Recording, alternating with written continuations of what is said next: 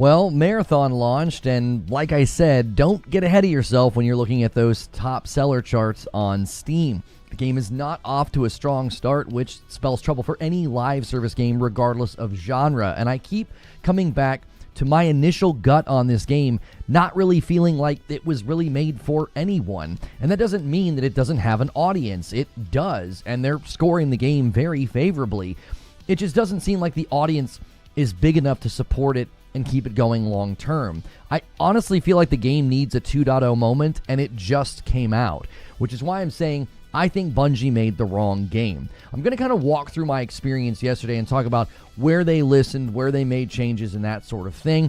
And I want to listen to basically what the community is saying, but I also want to kind of list and walk through why I think this game could be so much different and so much better. Now, that's not me hating on the game. That's not me asking them to make a game for me.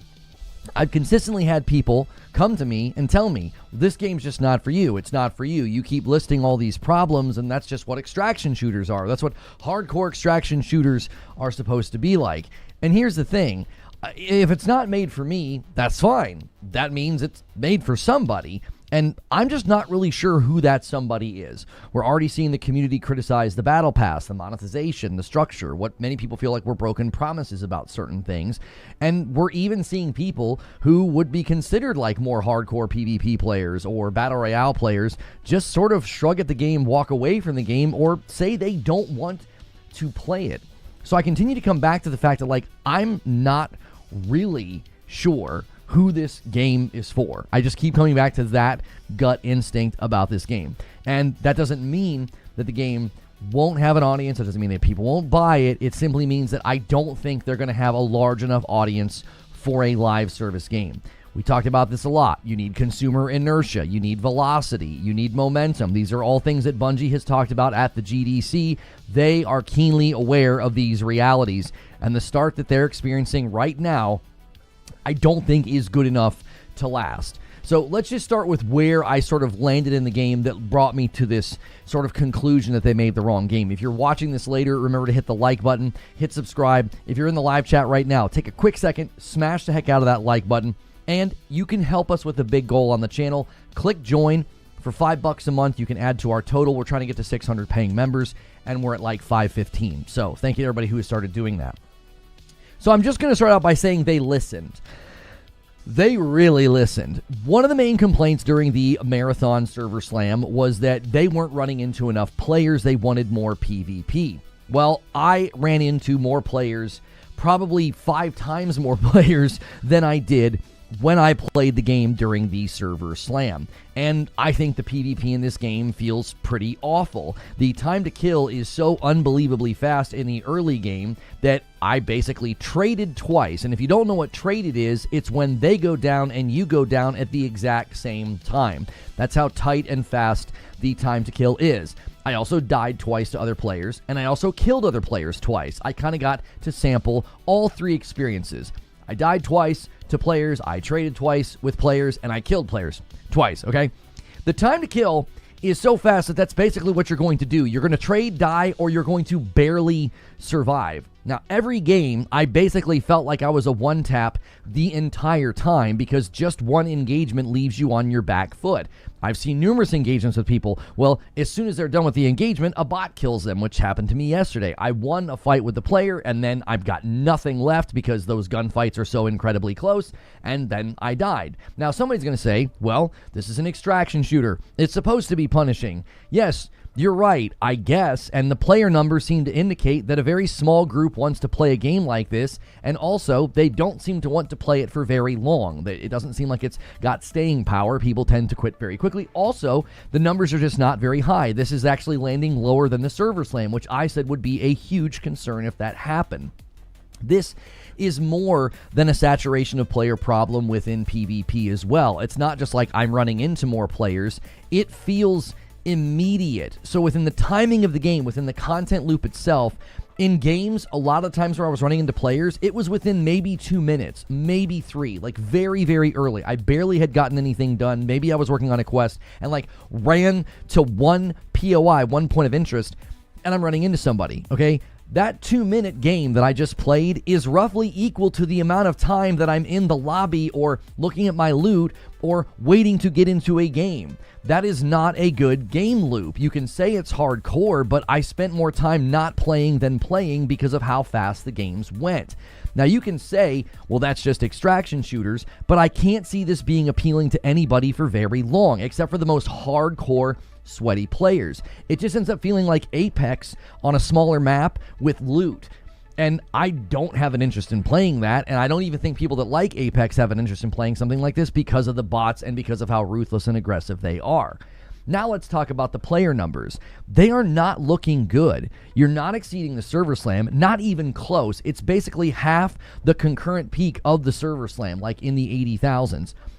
Now, the PS5 review score is doing well. The Steam user score is doing well. The Xbox user score is doing well. But the number of reviews doesn't seem to indicate momentum. It doesn't seem to indicate lots of people playing. 2,000 to 3,000 reviews on PlayStation. It's roughly half of the number of reviews on Steam. If that's even a remote ratio of the number of people playing, that means PlayStation had less concurrent players than Steam. If the reviews to player ratios are the same, I don't know if they are. We're only speculating on that point.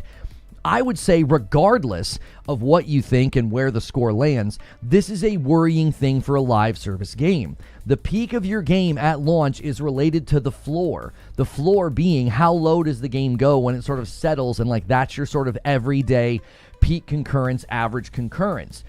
I think the floor for this game is going to be low. It means that minimum viable player count is fast approaching, and the game just came out. Listen, I hate that this is my conclusion, but the more I played yesterday and the more frustrated I got with certain elements of it, and the more clips I've seen of people getting frustrated with it and putting it down, I just have to conclude that you made the wrong game. It is so clear that the Anon the 9 leaks, when he was referring to like open area PvE stuff in Destiny 3, that's what this initially was. If this game was PvE, I would grind it. I would keep playing. But running into a player within the first 2 minutes to have a lightning fast engagement where one of us dies and the other barely survives, it's just not appealing at all. If this was a PvE game with basically the same loop, the bots, everything, I would have match made, I would have communicated with other players, I would have pulled folks in. But you made this weird Frankenstein of a game. You have high production cutscenes, top level writing and voice acting, but you have awful UI that seems like it was made by a third grader. You've got clunky menus, horrible onboarding that feels like it's your first game that you've ever made, and then you have this great faction grind. You've got rewards, you've got loot, you've got satisfying abilities in combat against the bots. But then you have this lightning fast TTK PvP that feels shoved into the game where you either die or almost die in basically every single face-off. You can be in a match for 3 minutes and back in the lobby queuing for the same amount of time that you are actually in the game. If you remove PvP, the entire dynamic of this game changes. You could even just maybe have PvP locations or PvP maps. Maybe once you get a bunch of good loot, there's motivation to go into those areas, not necessarily like the Dark Zone in the Division, but create a loot incentive to go into those places. Well, then the game becomes about cooperation and communication and working together, which is a far more rewarding dopamine hit, and it gives people the opportunity to, form a community. Nobody's communicating. Everybody's just immediately shooting because, again, that time to kill is so fast. If you don't shoot first and you hesitate for a breath, that probably means you're going to die. Working with a squad that I didn't know without mics to take out bots, that was infinitely more fun and intense than any of the PvP encounters. Well, why is that? Well, the TTK and the flow of the fights when you're fighting other player, it's instantaneous. I honestly think they should just always give you the lowest level shield equipped in your inventory in those early games, in those early stages. I get why the TTK has to be fast because eventually you can get high level shields in the late game, and they don't want late game everybody running around to be a sponge. So they have to put your health floor very, very low because you're going to be able to stack pretty heavy shields on top. But very few people are going to get to that point given how punishing and unwelcoming this game is. If you remove PvP, I would grind every season. I'd be spending money in this game right now. Well, maybe not. We're hearing a lot of criticism for the Battle Pass and how they've structured their currency. Seems like Bungie's up to their old tricks again. Currently, your game feels like it doesn't want me to play it, which is fine. Message received. Your players keep telling me that. You've got streamers saying that. You've got YouTubers saying that. Message received. It's not for us. The game's not made for us. We shouldn't play it. We should go play Unk Raiders, which apparently now Arc Raiders is casual and for dads. I don't know why people always have to turn this into some form of tribalism, but I feel like the vast majority of players are going to come to the same conclusion. I really respect the game for saying, this is our game, take it or leave it. But with live service, that posture will likely lead to a quick death. But here's the silver lining. I'm going to give you a silver lining here, okay? Games have turned it around. Rainbow Six Siege and other games, live service games, have turned it around. They've made adjustments. They've got folks to come back to their game. I feel like the Marathon 2.0 moment will need to happen basically like in the first month, because if not, I think they're going to lose any remaining public interest that's already waning. If I were Bungie, I would be acting fast. Remove those rough edges. Make it easier to get into this game and have a good time. If not, I don't think this game is going to last very long. I just don't see how it can. With the tepid response and that weak initial player turnout, we know how live service games go. Bungie's not an exception to that rule. Marathon is not an exception to that rule. I don't get why people act like this game is in some special class. It has a big budget and a big studio behind it, a studio that's supposed to be helping PlayStation with the Center for Live Service of Excellence, and they just launched a game that got beat by Slay the Spire 2 handedly. That is not a good look. That's not a good start. The only way games like this typically survive is you have to have a very, very full funnel at launch. You then whittle down to a core audience that decides they really like your game, and you service the game for that audience, curate, iterate, and make those changes. That full funnel is so shallow and so low right now, I just don't see how this game's going to go the distance. You simply don't have enough players. Even the players that are playing it, I can't see this gameplay loop being something that you would come back to day after day, week after week, month after month. It's so repetitious. It's such a meat grinder, and that PvP element is absurdly imbalanced with respect to speed. Like, you can talk about weapon balance and ability balance later. That early game match, it's like, it just feels terrible. I've played plenty of PvP games in my time. People want to keep saying that you don't want PvP in the game because you have an anti-PvP bias.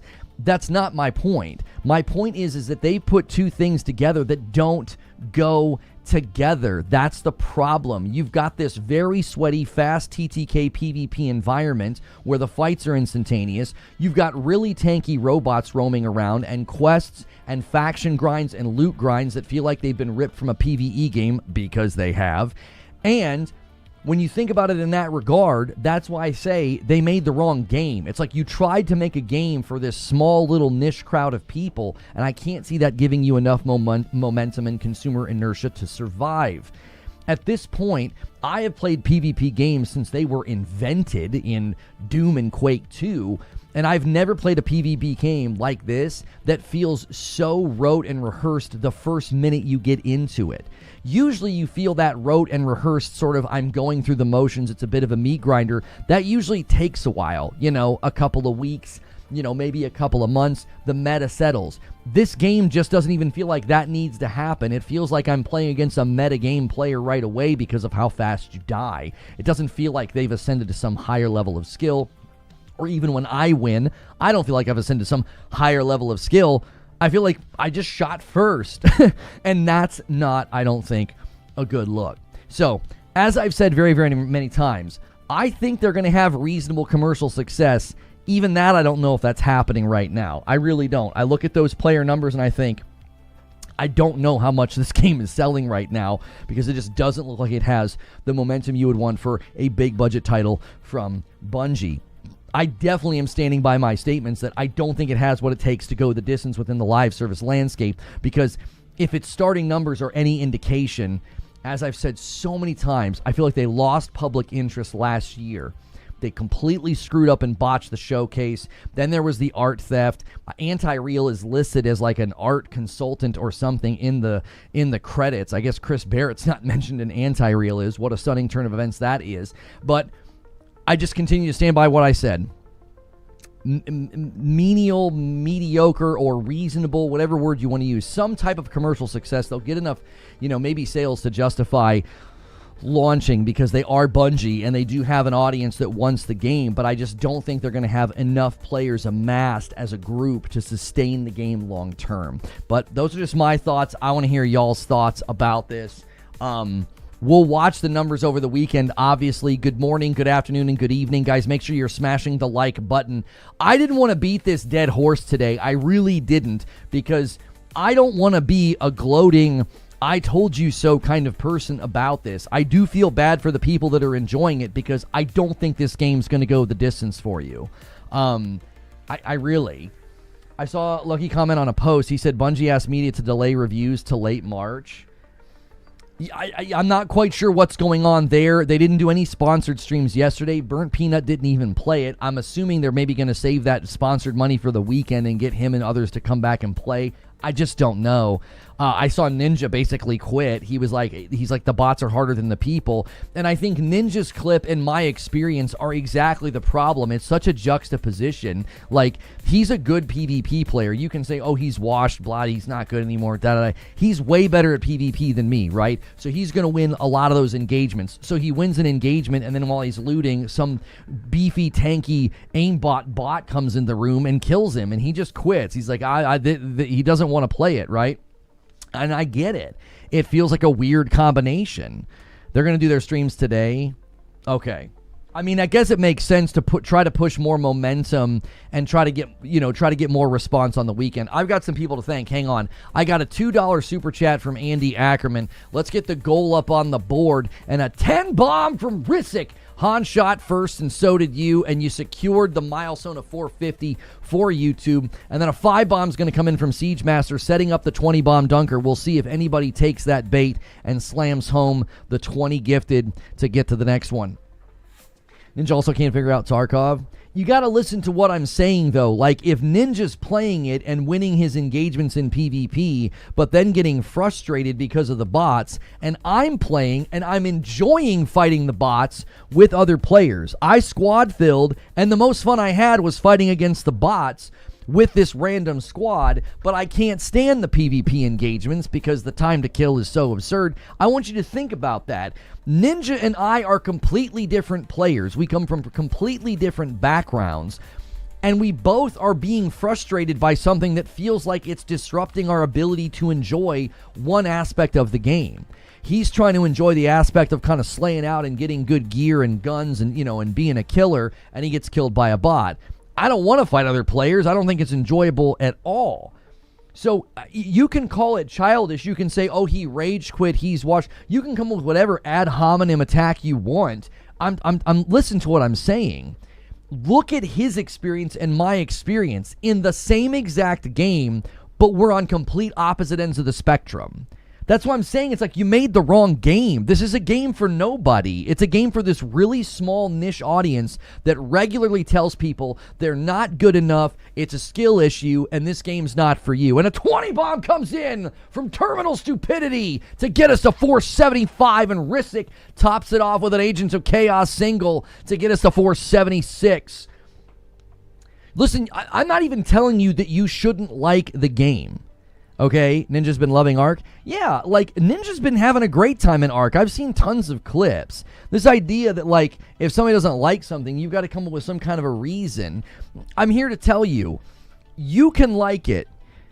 You and the core audience that you think this game is made for, you can like it. All right? I'm here to tell you that this game's not going to last with this being the start. I just don't see it. It's not an exception to every rule that we've seen for every live service game the 10 years I've been covering the industry.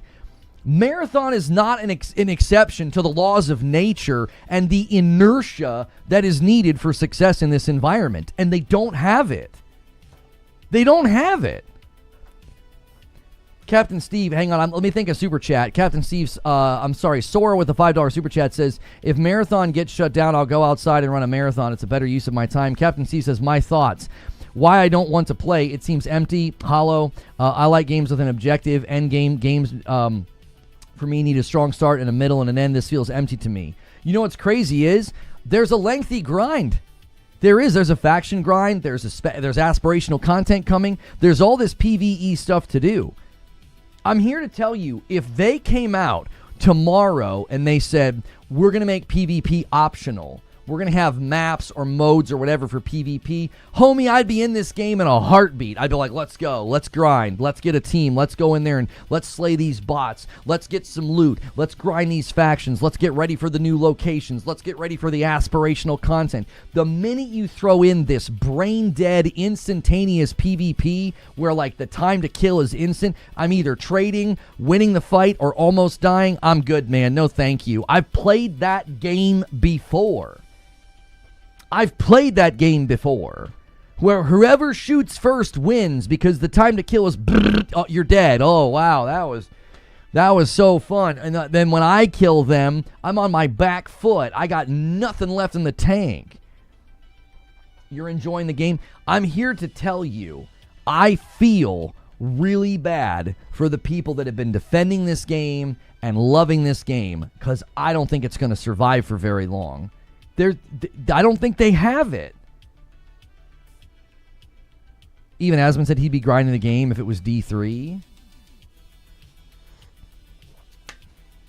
You will not grind this game. I would 100% grind this game if they turned the PvP off. Yes, I would. Yes, I would. How many times have I said that I think, this is my opinion, I think, and Von Raz, I think I missed your resub over there on Purple. Let me add it to the total. Purple gets one on the board. Trying to compete with YouTube today. You're going to need some of the big boys to come help. You feel bad for people loving a game? I feel bad for them because I don't think it's going to last. Do you understand the reasoning there? If you don't listen to the complete thought, it's hard to understand. I feel bad for the people that are enjoying it because, okay, here comes the reasoning, because I don't think it's going to last. I just don't think so. I've watched live service games try to launch year after year after year. There is nothing here that has staying power. I'm telling you right now, it doesn't have staying power. It's not about whether or not you're having fun. It's not about whether or not, it's hardcore and that's how extraction shooters are supposed to go. You guys know that I've said this for a long time. The biggest opportunity in live service is PvE. PvE. That's it. It's untapped potential. It's this big, huge ocean of potential. Nobody wants to tap into it. Look at Helldivers 2. Look at how people are playing Arc Raiders because of aggression-based matchmaking. People are playing Arc Raiders like it's a PvE game. PvE is where the potential is. This game has 90% of it is PvE. And then you throw in this just not good PvP. It's not good. I have professionally shoutcasted PvP games and tournaments, and this game's PvP is garbage. It's instantaneous. There's no thought behind it. Now, maybe later, when the abilities meta settles and which shield and gun settles, right? People will start metagaming. You know, the hardcore players will start metagaming. Maybe then the PvP will be a little bit more interesting. But when I get in 6 to 8 different PvP encounters, and they all basically go the exact same way. It's like, I either kill them and barely survive. I literally traded twice. How is that even possible with dedicated servers? And then I got a couple of kills myself, and there's nothing satisfying about it. It's not like I feel like I outplayed somebody. Like when I would play Fortnite and go into squad and go solo squads and get wins, like that felt like I was actually exercising skill and awareness. And in this game, it's just like, I hear someone coming. You can sound whore like crazy in this game because it's got great audio design. That is one of the best parts about it. Its audio design is great. You don't like PvP because you're handless playing this? I mean, you can keep taking shots at me. That's not going to change the reality of where this game's sitting right now. You can call me every name in the book. It won't change anything. That's just a childish response to my opinion. Voice your own opinion. Why do you guys that want to make it about me or about Ninja or any other player, you want to make it about us. Make it about the game. Hey, talk about the game. Where do you think this game's going? Where do you think it's going? What kind of a player base is it going to have? Its launch date as a brand new $40, it's not even expensive, it's a $40 Bungie game that couldn't crack 100,000 players on Steam. 90% positive opinions. I talked about that in the show open. It's getting favorable scores. So what? It's a live service game. You listen. We've talked about this before. Justin Truman talked about this at the GDC. He talked about it at the GDC. He said you need velocity. He said because a great game can basically become a dead game.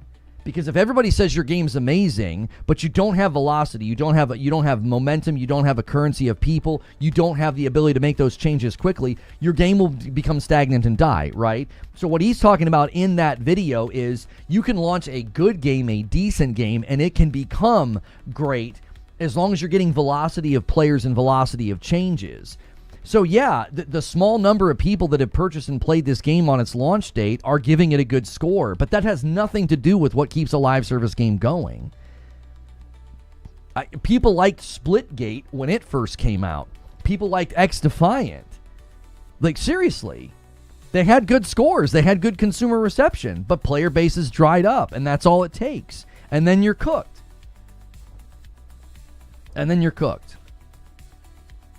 It doesn't matter. It could have a perfect score right now. I mean, that's great. They weeded out all the people that didn't like it with the server slam, so there's like almost no bad scores in there. I'm perfectly okay with 40K daily players. I've been playing Hunt with around 25K players on average. I continue to think that folks like yourself are very, very, I'm going to say naive, and I don't want you to feel insulted. I just feel like that's naive. Like, to think that Bungie's going to be okay with, like, those level of numbers. The production and cost that went into this, the budget, the voice actors, there's no way they're going to be okay with that. That doesn't lead to enough revenue conversion. There's no way. There's absolutely no way. And the game just came out. It's not like, oh, well, that game settled down, and then it settled into those numbers. The game just came out. Wait, Derek, what did you say? Wait, hold up. I'm not truly getting it. It's reviewed well, high scores from users, right? So that would normally be doing good looking at the player base, right? So for the sake of argument, yeah, you're going to have to expound on what you're trying to say, Derek. I think Bungie will keep adding DLC, new areas, new players. It may evolve. They may add in a PvE mode or a story. If they do, I may give it a go. I doubt Bungie is happy. I agree. There is no way Bungie's looking at these numbers and thinking, yep, we're good. This is great. Let's see if Bungie bends the knee. I don't know what they could do. Like I said in the show open, I feel like the game needs a 2.0 moment, and it just came out. It just came out. I'm like, you already need a 2.0 moment. The paint's not even dry yet on the walls of the office, and it's like, you guys need a 2.0 moment. Hang on, what'd you say, Derek? I'm gonna click on your name. It's easier than scrolling. For the sake of argument, Lono, if you enjoyed the game right now, what would you be saying? I would be terrified about the player numbers. I'd be terrified. I would be like, I have been covering live service games for too long to be delusional enough to think, well, because I'm enjoying it, it will be okay. Like hugging a teddy bear in the dark, like, it'll be okay. It'll be okay. No, this is not a good start for a live service game at all. At all. There have not been, I don't think, any breakout live service games with this level of start. It is such a tepid and weak start. I don't think 800 people worked on this game, y'all. There's between 800 and 1,000 employees at Bungie. The entire studio was not working on Marathon. I think it was 200 to 300 employees. I believe those are the estimates. It's been worked on since like 2018. Yo, what's good, Teddy? People that compare this to Concord or Trash Parrots. Yeah, this is not a Concord level failure, but you have to understand something, okay? What happens when the MVP sports player has a terrible game? Everybody talks about it. Everybody takes notice. Why? Because you have high expectations of them. Bungie is not some small studio that put together Hunt Showdown or Tarkov. Bungie is one of the biggest studios in the world, and they're owned by PlayStation. The expectations of this game with respect to numbers and revenue ain't 80,000 concurrents on your launch date on Steam. I promise you that. I promise you that. It'll have 100K on the weekend, but that's probably as high as it gets. We'll see. I don't know. The server slam was like way up to 140, and then it never recovered. Because you got to think, a lot of the people that bought it yesterday, they bounced. We were watching the numbers. It seemed like people were bouncing in that first 2-hour period, especially because they didn't want to have to not get their refund. And once they refund, their review doesn't count towards the score. So they're not going to be in there counting towards that really nice score that it currently has. Rakoy with 150. I don't know what that is. Thank you for the super chat. I don't know what your currency is. I'm sorry. Real math. 6-year development plus marketing plus first year of running it equals 400 million. 400 million. They make 28 per copy sold. To cover 400 million, they need to sell at full price 14.7 million copies. I think you're really overestimating the budget. 400 million seems absolutely absurd. Us Halo players built them, and now they dead. I mean it. They built the wrong game, y'all. They built the wrong game. I tried to tell you guys before this came out that their core competency is PvE. I don't think they can blend these two worlds effectively. I don't think that they have.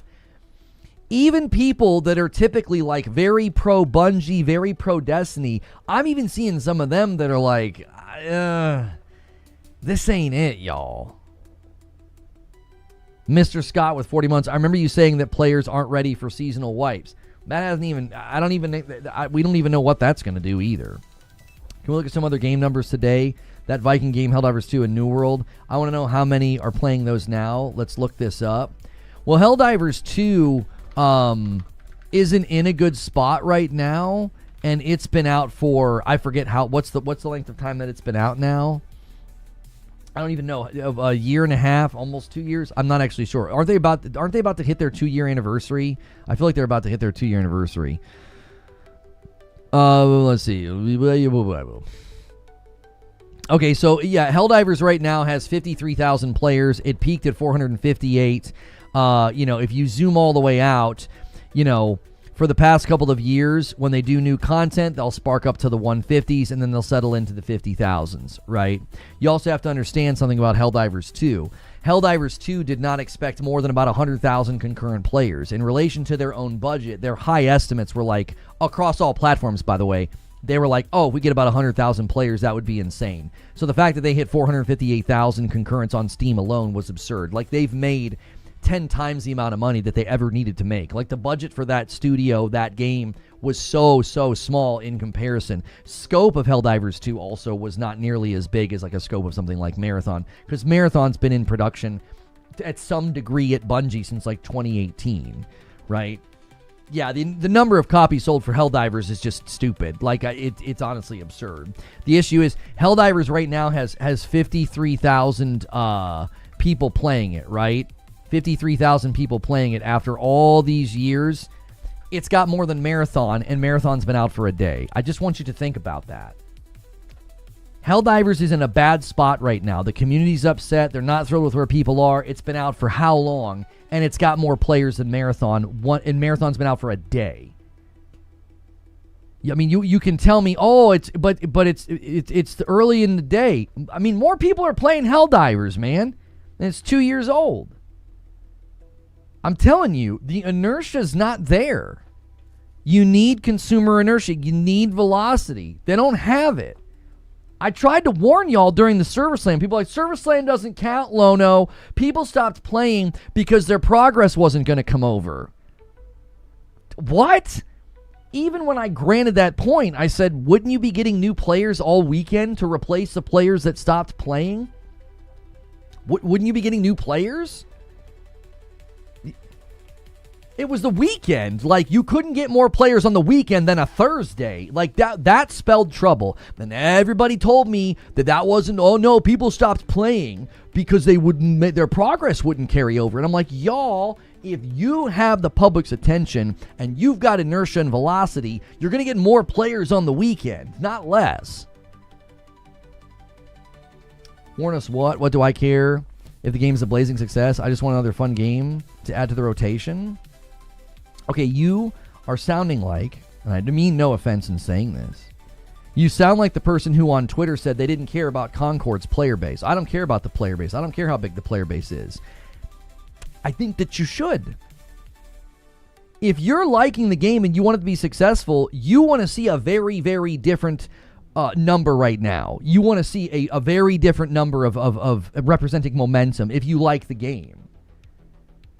$5 super chat from Broken Earth. To your point, they made the wrong game.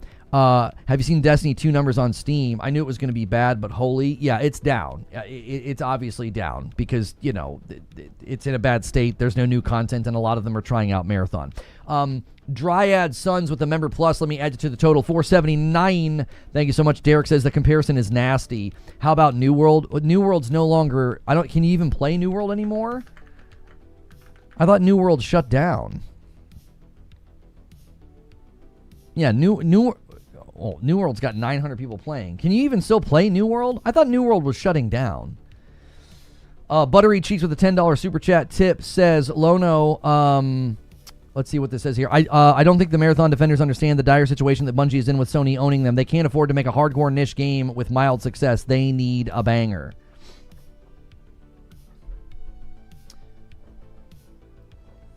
Weezy says not yet. It will be. Yeah, it's like on its way to being shut down.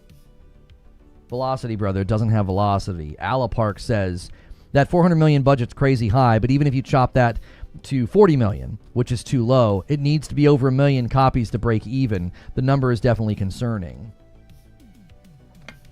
Here's the thing. The people that they made this game for are loving it. They're loving it. It has a great score. But a great score won't keep your game going. People loved X Defiant. It didn't keep going. People loved the first Splitgate. It didn't keep it going. The Splitgate guys admitted. I'm not talking about Splitgate 2. The Splitgate guys admitted that the people just dropped off and stopped playing, and people loved it. It initially had great reception. 80,000 CCUs, not 80,000 sales. I don't think anybody's saying that. If anybody's saying that, yes, 80,000 concurrent players on Steam is not 80,000 in sales. It just doesn't represent a large group of people. How much time did you spend shoving fish into your butt in that game? A lot. In New World, we put a lot of fish in our booties. I mean, just fish in the booty hole. I mean, that they should have just called the game that. Put fish in your booty hole. I mean, I think people would have bought more copies. It probably would have we'd probably still be playing today. We would be a full-time fish in the booty hole streaming. I mean, that would be... That's a career I wish would have happened. I mean, I don't talk a lot about regret. I don't talk a lot about regret in this industry. But yeah, full-time fishing in the booty holes, that would have been amazing. And a $5 super, it's $5, 5 bomb from Hawk. Thank you for the 5 gifteds. I can't believe games like that just dwindle. Do you guys remember what the problem with New World was? Somebody tell me. What did I say about New World? I said, I don't think you should have PvP influencing so much. I think you're combining things that are going to frustrate people, and look what happened. They spent the first 3 months babysitting PvP exploits, and then all the PvE casual players got tired of the map being disrupted by the PvP. It got so bad, there was such a psychological negative impact on the player base, they started hiding the map from the PvE players. It's almost like when you try to combine these types of things, PvP and PvE, it struggles. It's not a good, it doesn't blend. You could really, really like putting cayenne pepper in your banana smoothie, and you got a little group of friends that think it's the best thing ever. I got news for you. The average person's going to go, I don't like that. They're going to spit it out. When you try to combine these things, I think it's such a difficult thing to combine to make a compelling offer.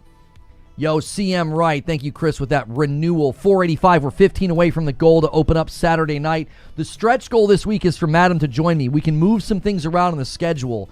Our Saturday got a little crazy. I will stream with you guys. We'll do a marathon community game night It'll be ridiculous, but we'll do it. And there's a Rare Killer with 54 months. That's a lot of months. I predict 30K concurrent after a month. Not a great number at all. I almost predict layoffs eventually. What did that person come up with the term that they're calling these games now layoff slop? Like Horizon Hunters Gathering and Highguard and Concord, who calling those layoff slop. I don't think Marathon is in that category. I don't. I honestly think this is a solid car with one flat tire. And if you fix that flat tire, I think it's got a shot. I think they could get more people to come in and play.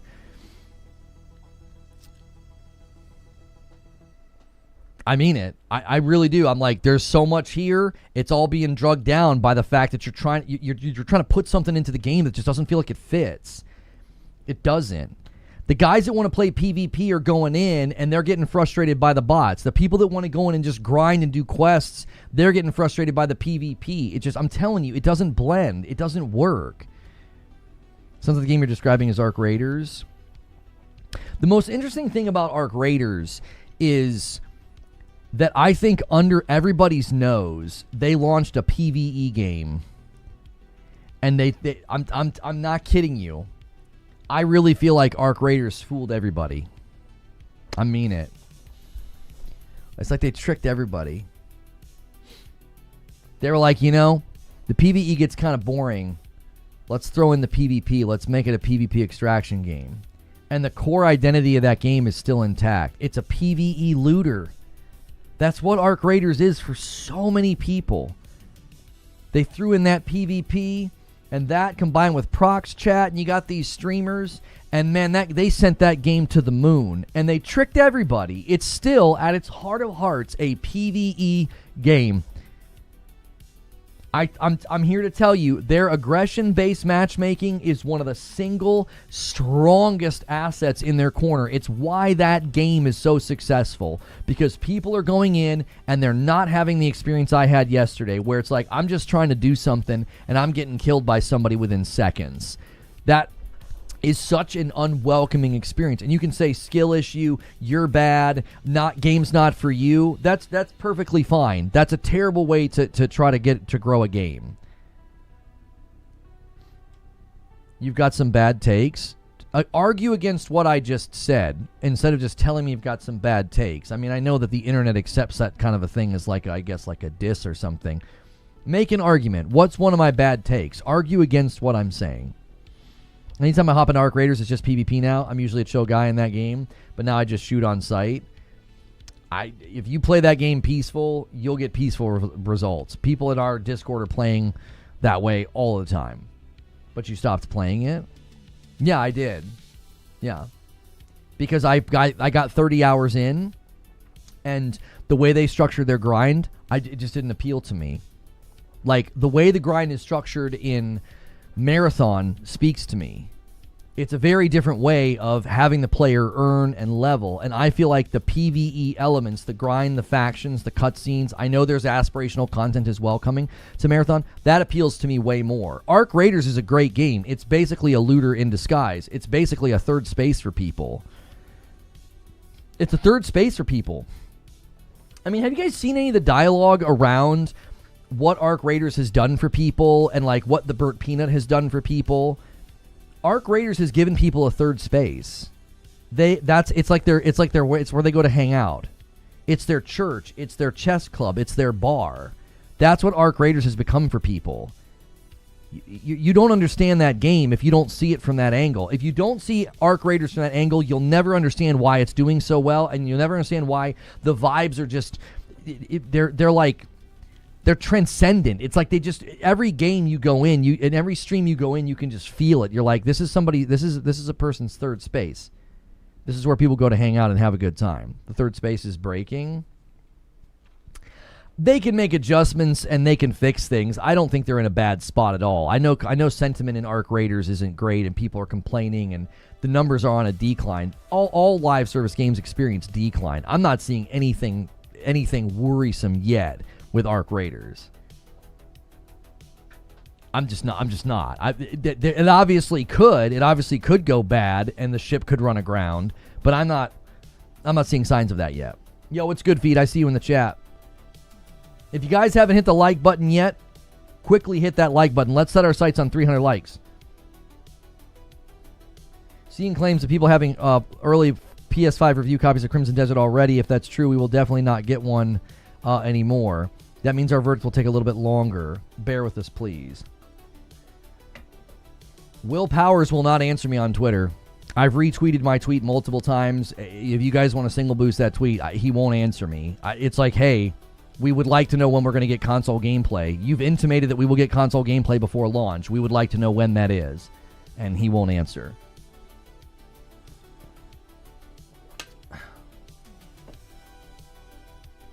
How does Marathon last without over 100K consecutive?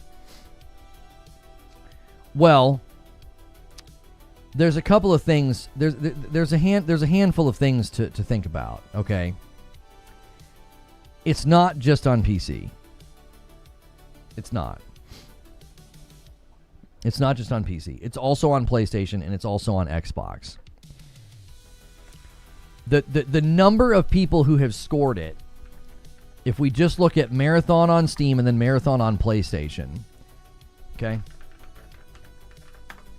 This is not hard science, but it's the only observation we can do at the moment, okay? Without them coming out and saying anything, okay? So, Marathon has 5,000... Hang on a second.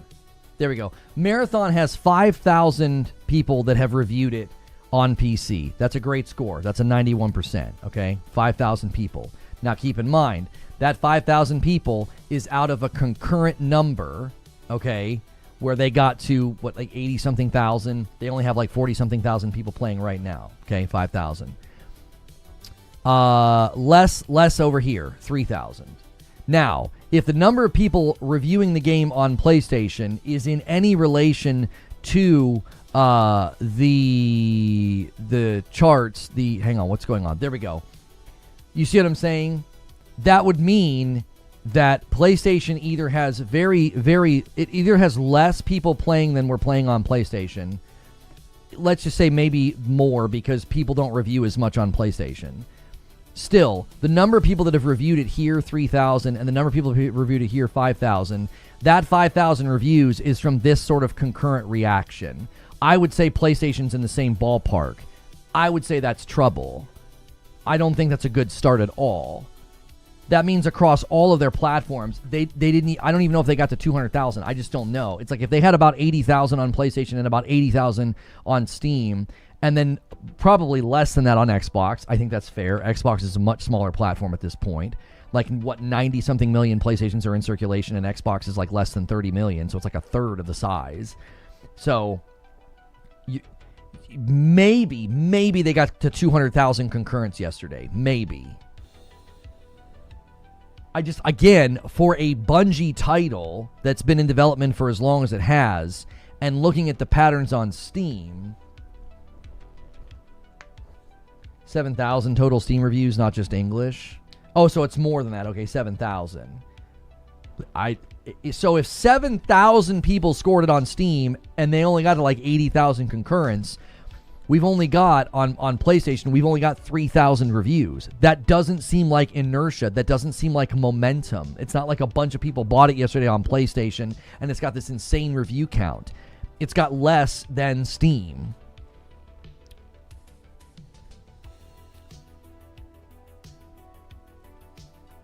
This guy says, you guys are cringe and talk about numbers. The game is reviewing very well.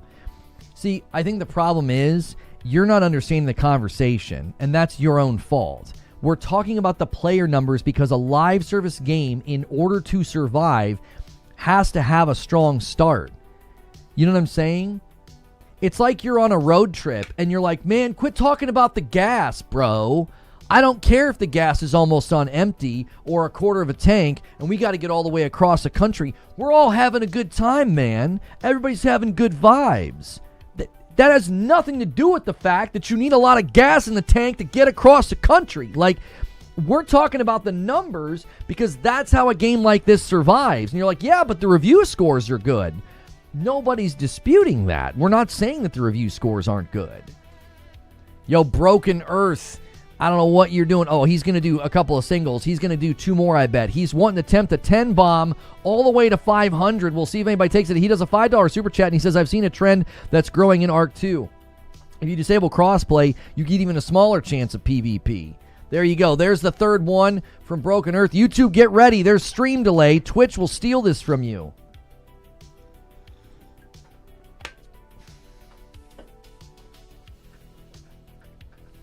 Are we there yet? And there it is. Broken Earth with the setup gets us to 490. We don't know the PlayStation numbers. We don't know the PlayStation numbers. We can extrapolate some semblance of a guess when there's 7,000 total review scores on Steam, if you include the non-English reviews. There's like 7,000. And Marathon has 3,000 on PlayStation. We can extrapolate from that. We can. And Broken Earth does it himself, but not before Risic does a single. And we are 501, making Risic an agent of chaos. The Saturday stream will happen. Now y'all are going to have to go crazy if you want Madam to show up tomorrow. You're going to have to go crazy. I'm enjoying the game. I said this a couple of times already. I feel bad for people enjoying the game because I'm like, this is such a bad start. I don't know if the game's going to last for you guys. Like, in 6 months, they could be saying, listen, it's not there. The numbers aren't there. The money's not there. I just don't know. Now, they may have already made a bunch of content that's very, very easy to ship, right? It could be very, very easy for them to ship it. So they could give you content for the next year or so.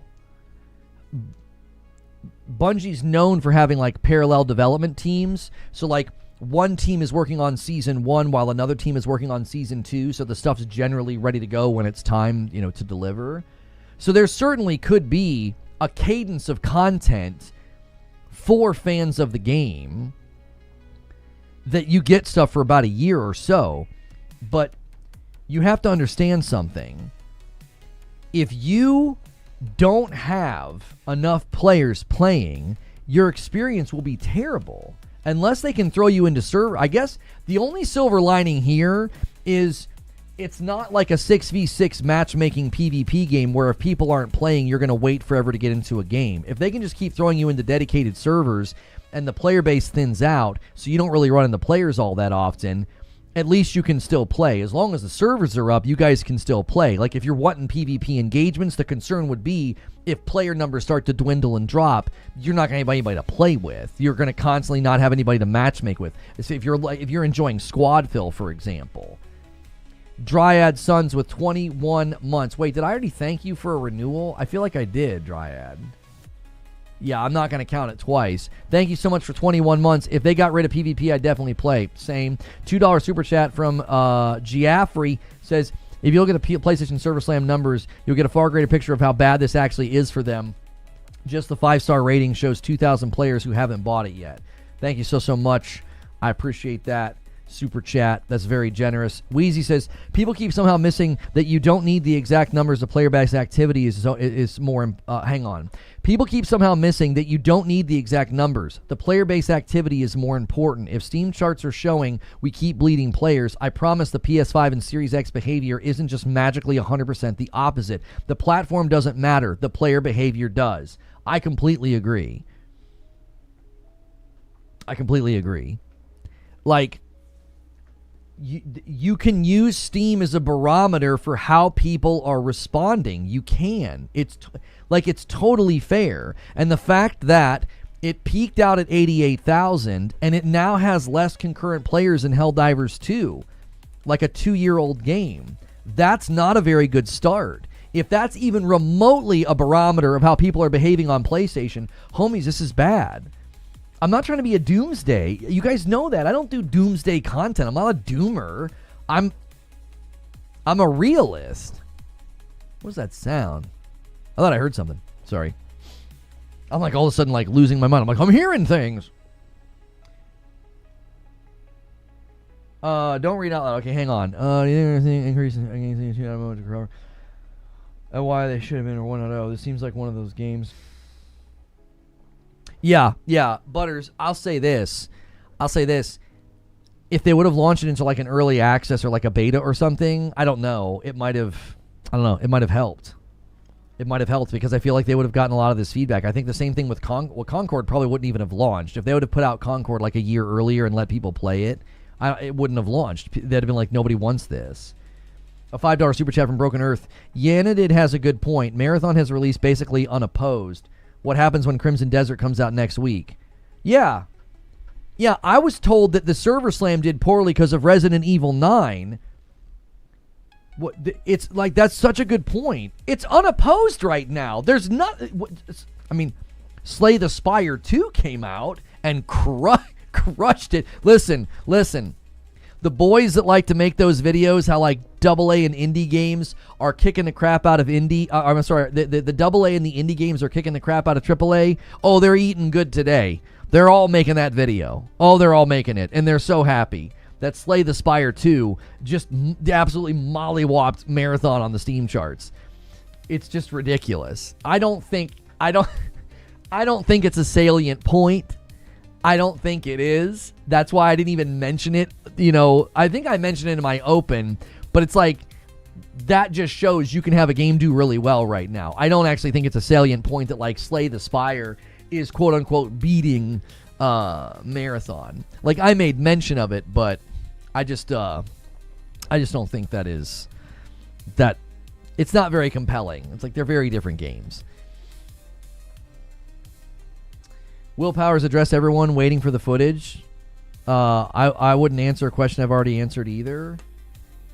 So I asked a specific question about the fact that Fighting Cowboy said console footage would not be coming from them. It would be coming from Digital Foundry because they said that we wouldn't believe them. And I asked Will Powers, does that mean that Digital Foundry is going to release that footage at the same time as the review embargo, which they've been public about, or is it going to be after? That is a completely different question.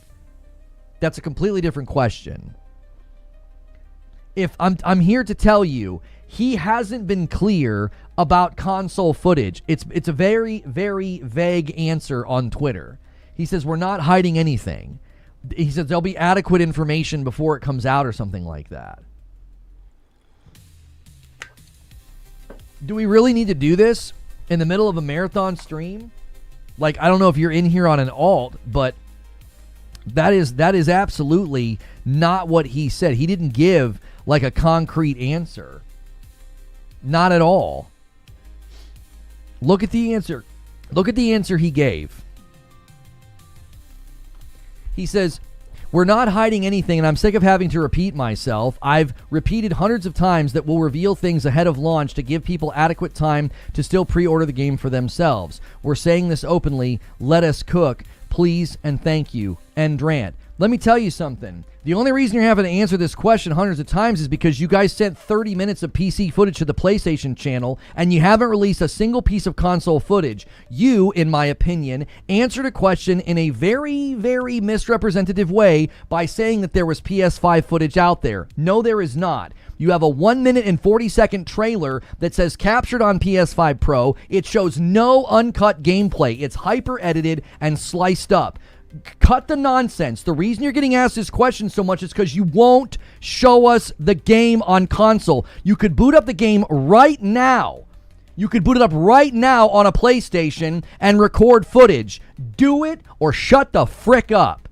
I'm so sick of this. It isn't difficult. It isn't. The game's shipping in like 9 days. Boot it up on console and capture footage or stow it.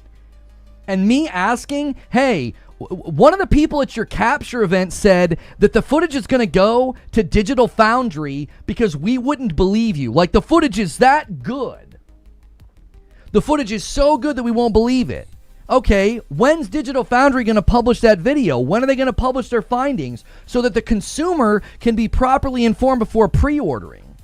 You have the gall to put 30 minutes of footage on the PlayStation channel with pre-order bonuses, expecting people to pre-order your game with footage that they won't experience. If you want people to pre-order your game with your pre-order trailers, show them footage on their console. Don't act all pearl clutchy and bristly because people want to see the dadgum game on their console before pre-ordering it. I am so sick of this conversation. It's infuriating. You want people's money, show them the dadgum game. It ain't that difficult. End of the conversation. I am tired of the shenanigans from these gaming companies. I am fed up.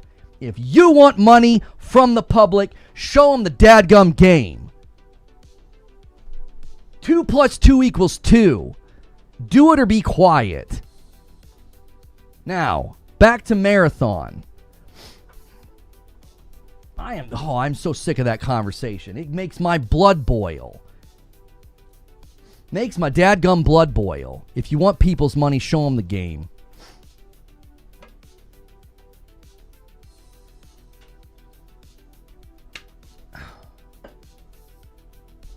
Dad of dads with 43 months. I gave it to the wrong team, sorry. Sorcerer did a 57-month on YouTube. There it is. I'll just give it to Twitch. 503.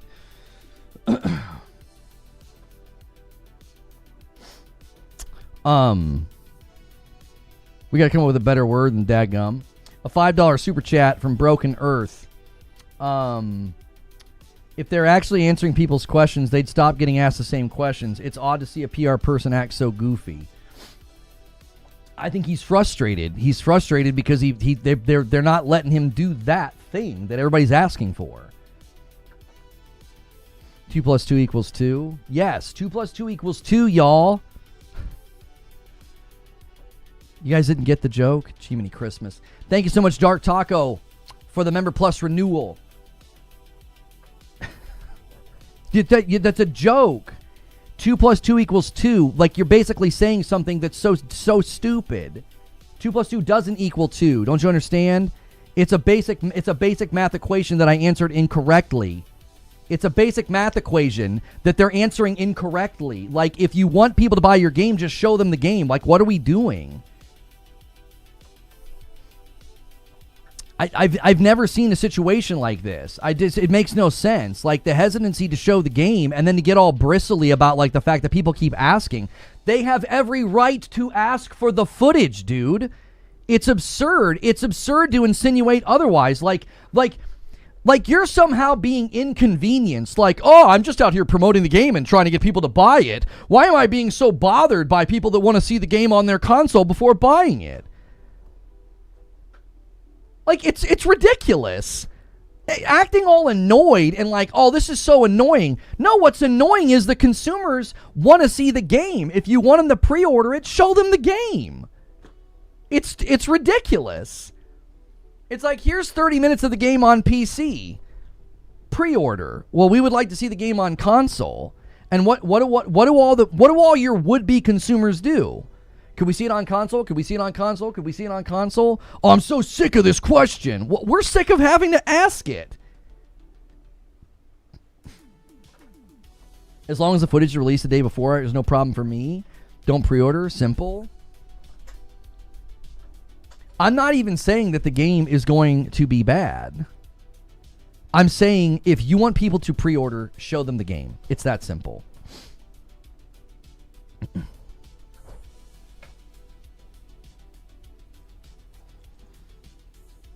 2 + 2 = 2. The party told you to reject the evidence of your eyes and ears.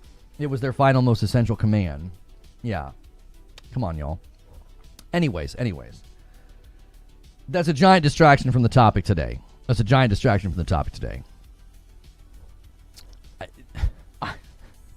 The people that are defending that game and defending the way that game has been marketed, it is just bewildering to me.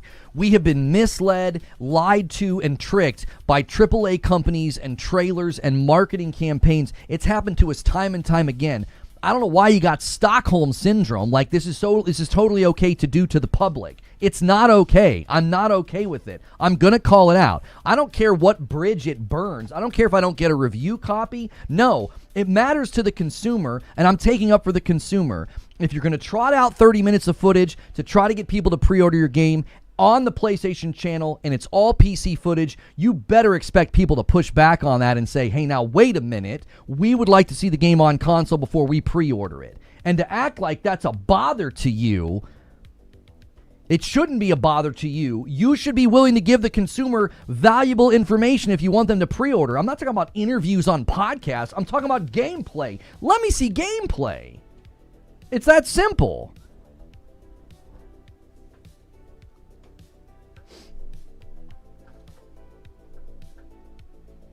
I don't know how to get back on Marathon. I had a question and I've lost it now. I've lost it. What happened with Crimson Desert? Will you be playing Ghost of Yotei Legends on March 10th? Yeah, I want to check out Ghost of Yotei Legends. We'll probably make that an incentive next week for me to play with my wife. I'll play with Madam. That'll be like on a Saturday or something. I'll probably play it during the week. I don't know how that's going to work, though. I might have to see if we can't get somebody in the community to play with me so that I have somebody to play with. Because I believe to really showcase it, you'd want to have... Well, maybe there's matchmaking. I don't know. We'll have to look into it. Hey, Lono, been giving Marathon another shot. How you feeling about it? So what I did yesterday is I had a vastly different experience in Marathon's release gameplay compared to the Server Slam, okay? Compared to the Server Slam, like, I had a vastly different experience, okay?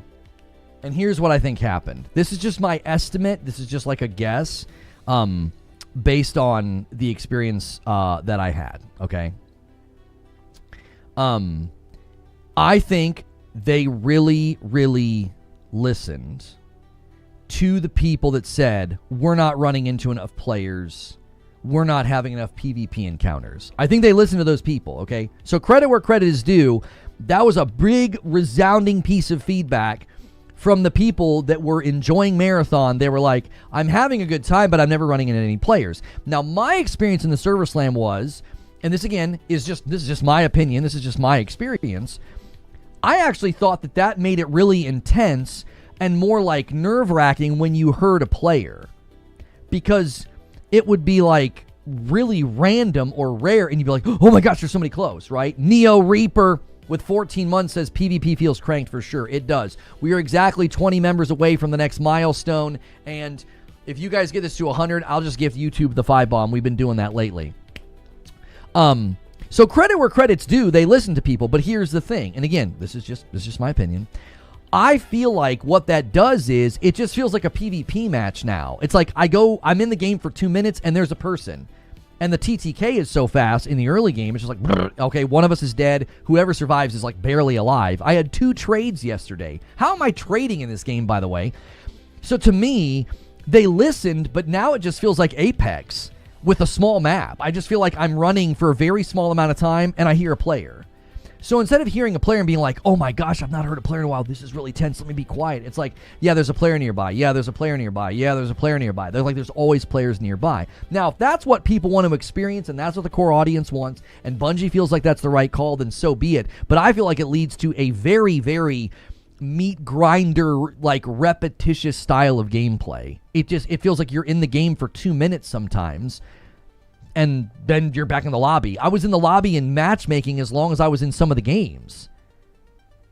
I saw so many trades yesterday. That's just absurd. How are there trades in this game that often? What did Yoda say? Somebody added you in my comments and said, Ketamine, Yoda, you better be paying attention or something. You said, Slay the Spire reached 430,000 players on Steam. That's really good for an indie game that just launched into early access, and the developers plan to add more content. I agree. I'm not sure why somebody added you on my content. 88,000 peak, but retention is strong. 44,000 now. Slay the Spire came out yesterday. Let's check the numbers. Oh, over 400,000, ranking at 4th. Yeah, the person deleted their post on Marathon about retention being strong. It doesn't look like retention is strong. What did I say? After the server slam, I said, listen, y'all, I think people are going to bounce off this game. I don't think it's got staying power. I don't think it has retention. It's too much of a meat grinder. Used to follow for years on Destiny. Great to come across you again. I remember you, John Lacey. I remember you. I remember your avatar.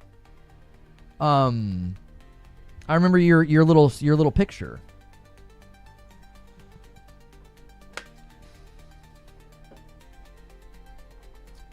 I just watched the ninja clip. Not a good look for him. He killed a player, immediately started looting instead of reloading, healing up, and checking surroundings. He could have played that much better, just crashed out. Here's the thing, though, Midnight. Here's the thing. You can Monday morning quarterback, backseat game what he did all you want. It doesn't matter. That was his experience.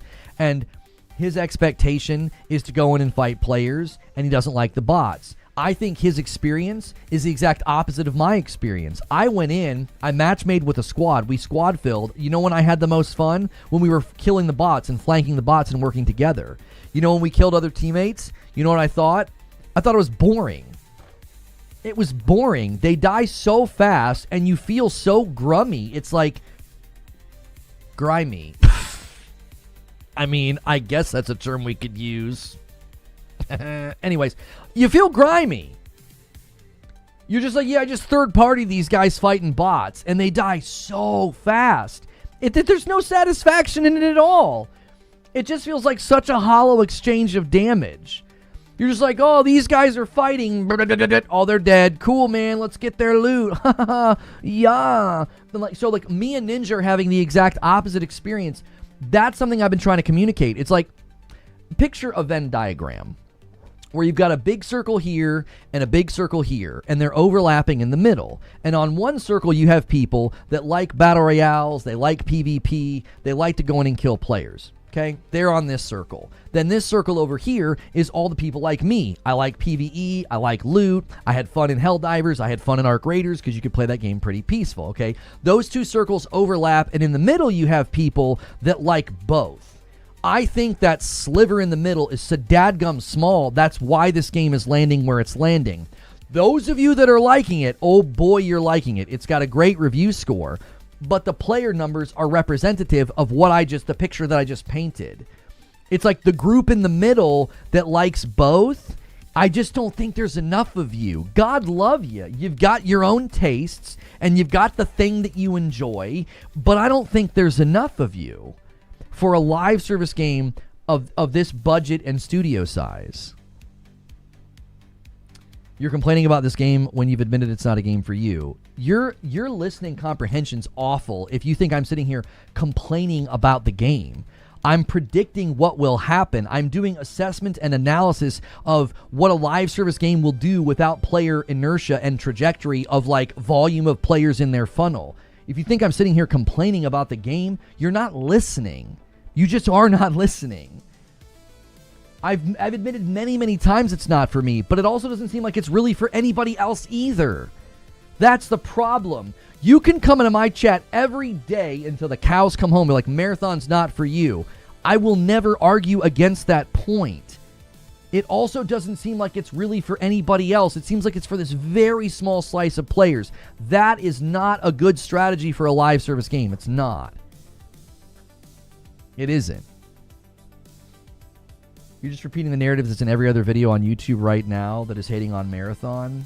I want you to think about what you just typed for a moment and really consider something. Why are so many people all saying the same thing? Do you think we all had a meeting, right? We all put on like black hooded robes and we all sat around and we were like, what are we going to say to hurt Marathon?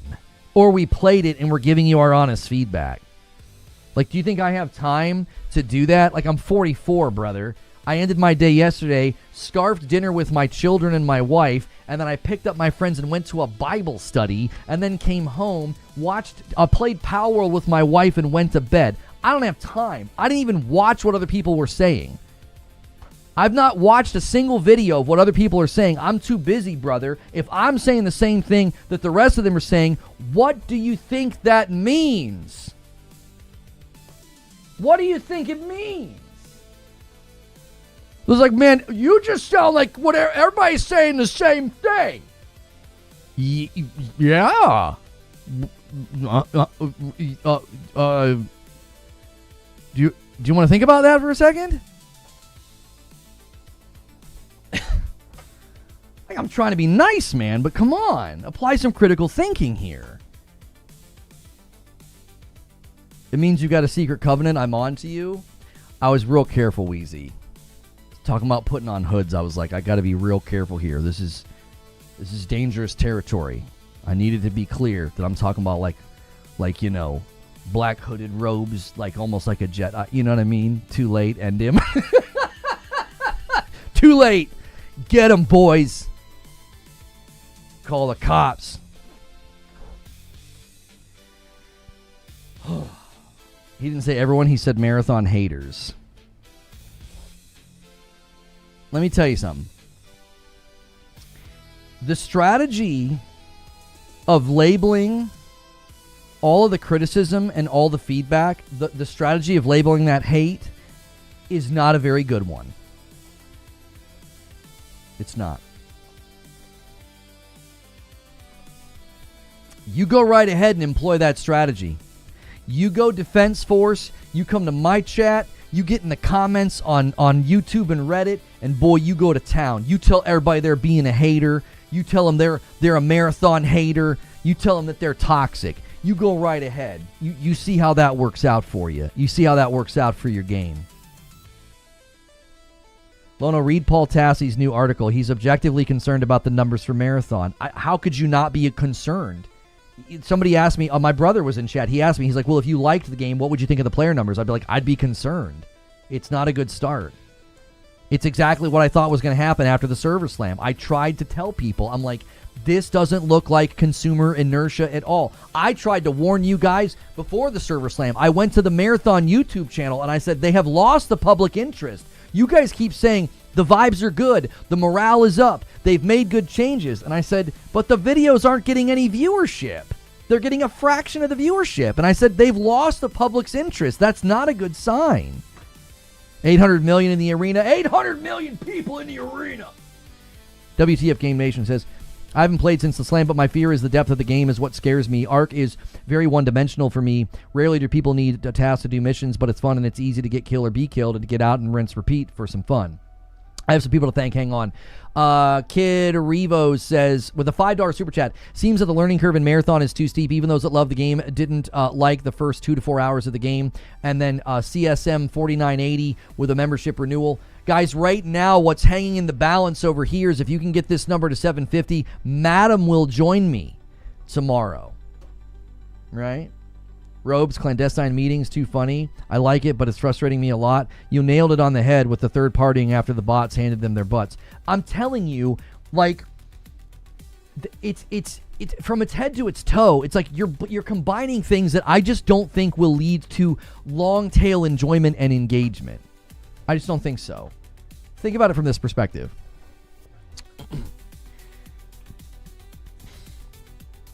What do you think will be the player psychology and the player response to the current way that the game is running? What do you think is going to happen? Just think about it for a second.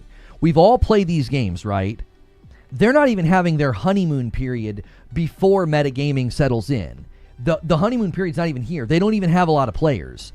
The review scores are good, but the player numbers are not very strong. So they're not even really having that. But a lot of games do that, right? They have like this really strong start, and then the metagaming settles in, and people get annoyed. I just want you to think, in about 2 weeks, what do you think the metagaming will be in most of the matches that you go into? What do you think it's going to be? Go in, listen for fights, listen for people fighting bots, and then go third party. That's going to be the meta. It is. It's going to be one of the most effective ways. It's quite literally the most effective way to win at PvP. It is.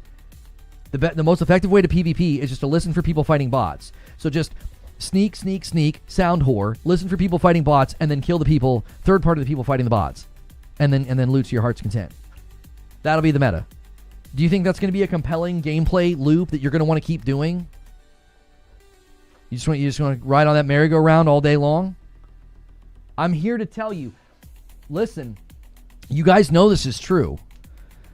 You can cross your arms, you can shake your head, you can go, nuh-uh. You know this is true. Players take the path of least resistance in games like this. That will be the meta. William with a $10 super chat says, something that nobody has talked about is that Highguard's all-time peak is higher than Marathon's. If it doesn't surpass Saturday, it's over. They should have a single-player story mode. Now, the funny thing about that is people will be like, well, Highguard was free. Yeah, but Marathon is a Bungie game that's been marketed to heck and back. Marathon's been marketed for years. Like, the first Marathon cinematic trailer showed up in 2022 at the showcase of PlayStation in the summer. I mean, come on. Yeah, Highgar was free, but Jiminy Christmas. This game has so much more in the tank to motivate people to spend $40. For $40, a Bungie title with this much marketing, you couldn't surpass Highguard? Come on. Thank you for the resub over there on Purple as well. Oh, I'm Kinney is going to continue their gifted sub from Cardoc Ren. You love to see it. Let's add it to the total. Emissary the Messenger, what are you saying here? PvE would be so garbage. I'd be so bored. I'm not about to be walking around fighting bots. I can get RE9 and fight better enemies. Hey, listen, I'm not here to tell you that I think that would make the game better for everybody. I was just saying what would get me to play. I definitely know that there are people that would think like you, Emissary. They'd be like, that's so dadgum boring. Like, but here's the other thing to think about. What if they made PvP environments or PvP maps where the bots were way less prevalent, so people like Ninja could go in and kind of slay out? You know? And then there's the PvE maps where, like, it's more about the bots and it's more about mini bosses and world events and stuff. Like, I don't know, man. It seems to me like Arc Raiders hit the dadgum lottery, and the reason they hit the lottery is they're letting people play how they want. Emergent... Set my coffee down so I don't spill it. There's something to be said about emergent gameplay. That's what I found so captivating when I played The Last of Us Part 2. You might not like the game, and that's fine, but the emergent gameplay in the combat is what I found so compelling. That's what I have found so compelling about Arc Raiders. When I played Arc Raiders those first couple of weeks with you guys, and I was doing, you know, the Operation Friendship and all of that, I'm here to tell you, I found that to be so compelling because you never know what's going to happen. You never know what's going to happen. Do you know what it feels like when you're playing Marathon? I feel like I always have a premonition, like, I'm probably going to die. Do you know what I mean? Like, you're so weak, you're such a one-tap, the PvP engagements are so dadgum fast, there's no mystery. That's why I call it a meat grinder. Like in Arc Raiders, you're like, I have no idea what's going to happen. I might run into somebody being friendly, goofy, joking around. I might run into a Rocketeer. Like, there's emergence that makes it funny. I think that's why guys like Burnt Peanut and others are making such a killing as streamers, because it's so entertaining. You have no idea what's going to happen. It's like on-the-fly reality TV. It's like a skit, but without the cringy pre-written script. It's like you just get to watch these things play out. And Marathon, it just feels rote and rehearsed. Like your second or third match, you feel like you've already played 100. Like you kind of know what's going to happen. You're like, I'm going to go to a couple locations. There's going to be some bots. They're really tanky. And then if I see other players, it's going to be an incredibly fast fight. It's just like wash, rinse, repeat. Wash, rinse, repeat. It's like, it literally feels like a meat grinder that doesn't feel like there's much emergence within the gameplay. Does that make sense? WTF Game Nation says, yeah, just sound horror and third party and get loot. That's exactly right. Looks like Bungie is encouraging critics and reviewers to hold off on publishing full Marathon reviews until later in March when Cryo Archive, the game's endgame zone, becomes available. Cryo Archive features raid-like mechanics, compiler bosses with overhaul increased. Yeah, and if you're losing guys that like to slay out and play PvP because they don't want to fight the bots, ain't nobody going to make it to that content. $5 from El Paso CDO. Thank you for the $5 super chat. Not going to lie, I blame a lot of this on a few things. Chris Barrett's ousting, the art theft, D2's current state. They lost the public and they've not recovered. I think that's a very a fair breakdown of kind of how things went. I've got some renewals to thank, though. Shadow Dre says, this is me remembering I can do the milestone chat. Keep up the phenomenal content. Glad to be back in this community. Thank you for 5 months, Shadow Dre. And then Madara. I know you guys love the way that I say Madara. I knew the server slam would hurt sales. They should have gotten the sales and then open it up to the public for a free weekend. I need to take a drink of my coffee now.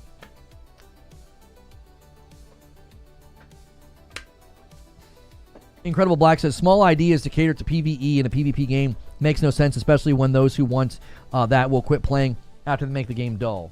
I'm not sure what exactly you're responding to, Incredible Black. Are you responding to my ideas, or are you responding to the Cryo Archive thing? Karma always strikes. It's a train that's always right on time. Isn't it? Isn't it? I'm doing my darndest to not zoom out. I'm doing my darndest to not be petty. But karma always shows up right on time, boys. AKA, please no reviews. AKA, this is how you need to play the game to enjoy it. Yes, Slay the Spires is crushing it right now. Most of the PvP streamers I've watched enjoy the PvE as well. COD, DMZ streamers, etc. Here's the thing, Space Sweaties. I just feel like the veneer is going to fade really, really quickly because I don't think it is that entertaining to stream. It's not that pleasant to look at. I just think a lot of them are going to go back home. I think it's way more exciting to watch like Burnt Peanut and Nick Merckx play Arc Raiders. I think it's way more exciting to watch somebody like Slay out in like Apex or Fortnite or something. I just don't think it has the sauce for the streaming world, which that doesn't mean it will fail. But we know that streaming can be a huge asset. We know that streaming can be a huge asset to your game success. It certainly helped Fortnite, and it certainly has helped Arc Raiders. It's not the reason those games were popular, but it does help. I mean, you can't deny it. It helps. DMs. Hang on a second.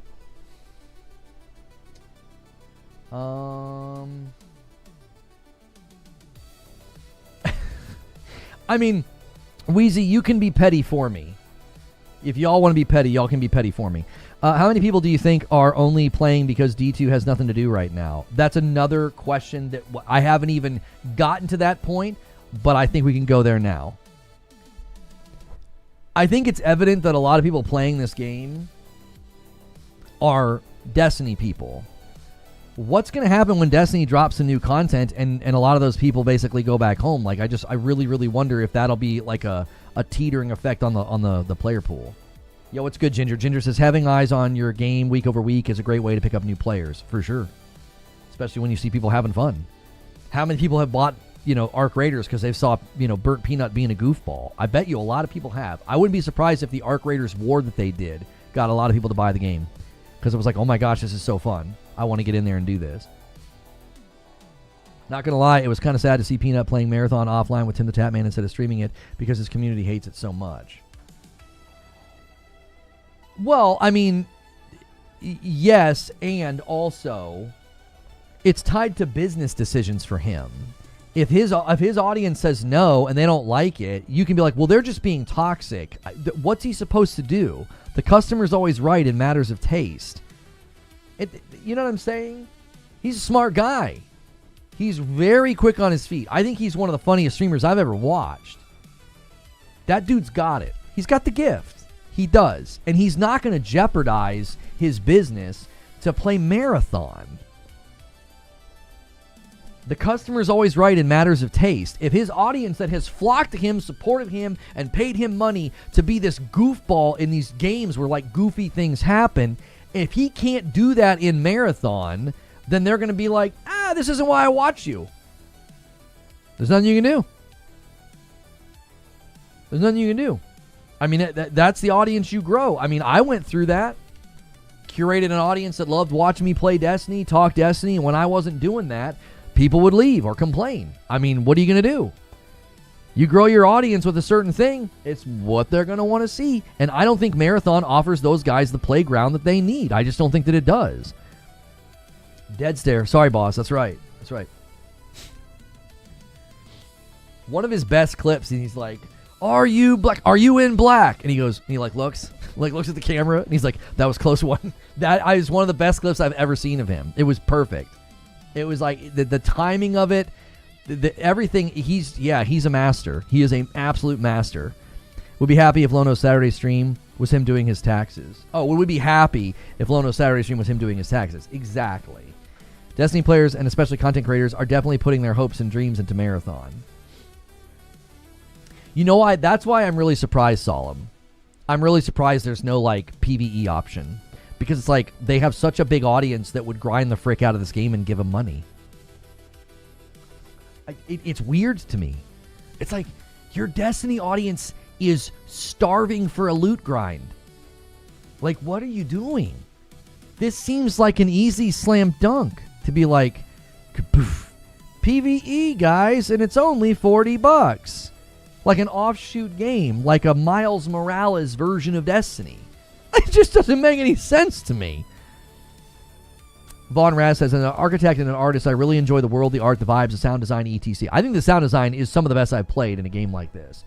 Playing the game is a slow, methodical game instead of how D2 plays. I haven't played hours and hours yet, but as far as my time with the game, I have enjoyed it, but I 100% see your point of view.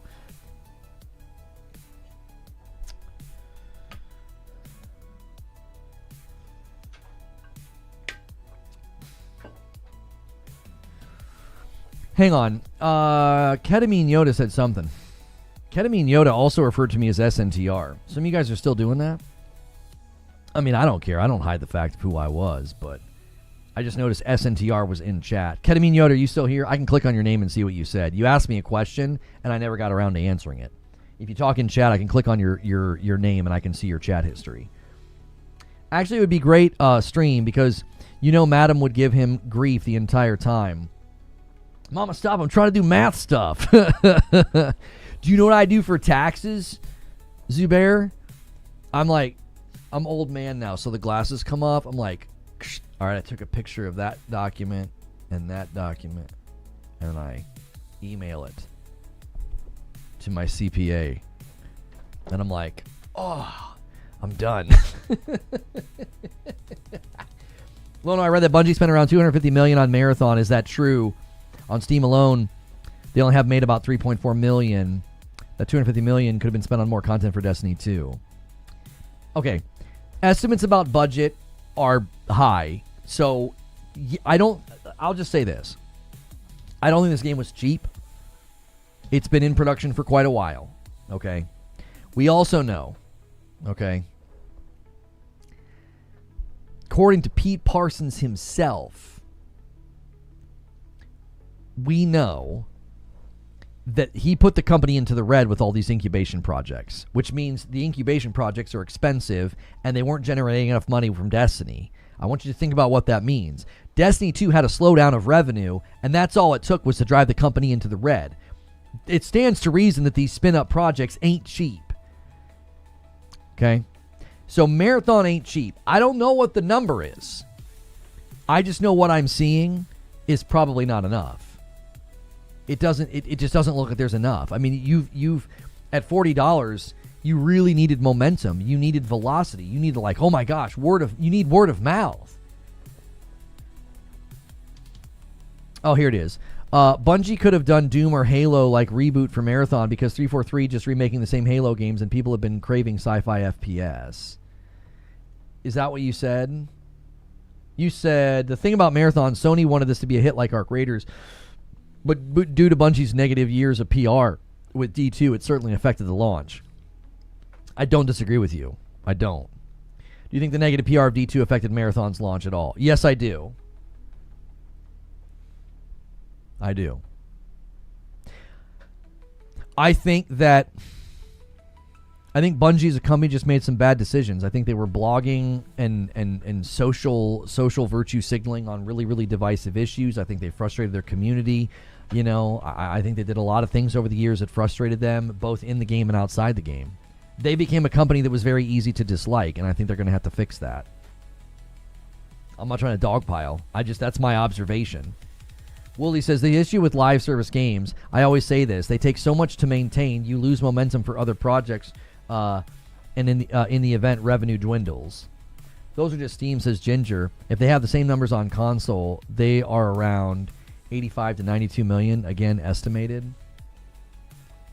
Here's the thing, though, Ginger, and I said this. I said with their name alone, with the name Bungie and all the marketing that went behind it, I was like, I think it'll be commercially successful. Like, I think they'll make enough money to, like, you know, to justify shipping it. But the question is longevity. Like, can you even keep it going? Because what's going to happen is you need re-engagement patterns to be so healthy that revenue patterns are also healthy. Good to see you too, Wooly. Behavior of players is more important than raw population. Exactly, Wheezy. Like, raw population numbers and raw sales in the opening month, yeah, they might make their money back and go, whew, okay, we're not in the red, but ongoing is the real question. If you, and I don't have another word to use, if you don't have consumer inertia, I think your live service game is cooked. It's cooked. It's like trying to push, it's a Sisyphusian effort. It's like trying to push that boulder up the hill. And then if you slip and lose your footing, it's going to roll back down on you. You know, it's going to roll back down on you. It's not going to, get to the top. Game is pretty good. I don't know why people hate it. Maybe skill issue. I don't think anybody hates it. You know what's funny? A lot of the people that I see talking about this game, they talk about all the things that they like, but then they ultimately have there's a nagging issue or a rough edge that they just don't want to deal with, or they just kind of shrug. They're just kind of like, it's okay. Like Co Carnage just calmly put the game down. He was like, yeah, man. It's just everybody's just kind of shrugging at the game. They're not hating it. Now, there are people being haters, but that's going to happen with any game. You can't act like every criticism, every point I'm making, or every point somebody else is making is hate. Wooly with 28 months, Concord over Marathon. You know it's true. Concord was a better game. Wooly, now listen to me. I care about your health, okay? Just stop day drinking, dude. Like, what are we doing? Concord was better? No. I'm pretty critical of Marathon, and I think Marathon's far better game than Concord was. Concord was a hero shooter without ultimates, dude. Like, what the heck? There were no ultimates. It didn't make any sense.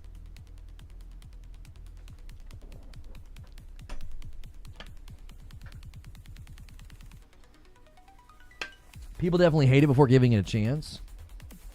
Isn't that what the server slam was for? Guys, if you're just tuning in, hit that like button. Try to get us to 400 likes. I tell you what we'll do. I got an idea for a goal. Here's the goal.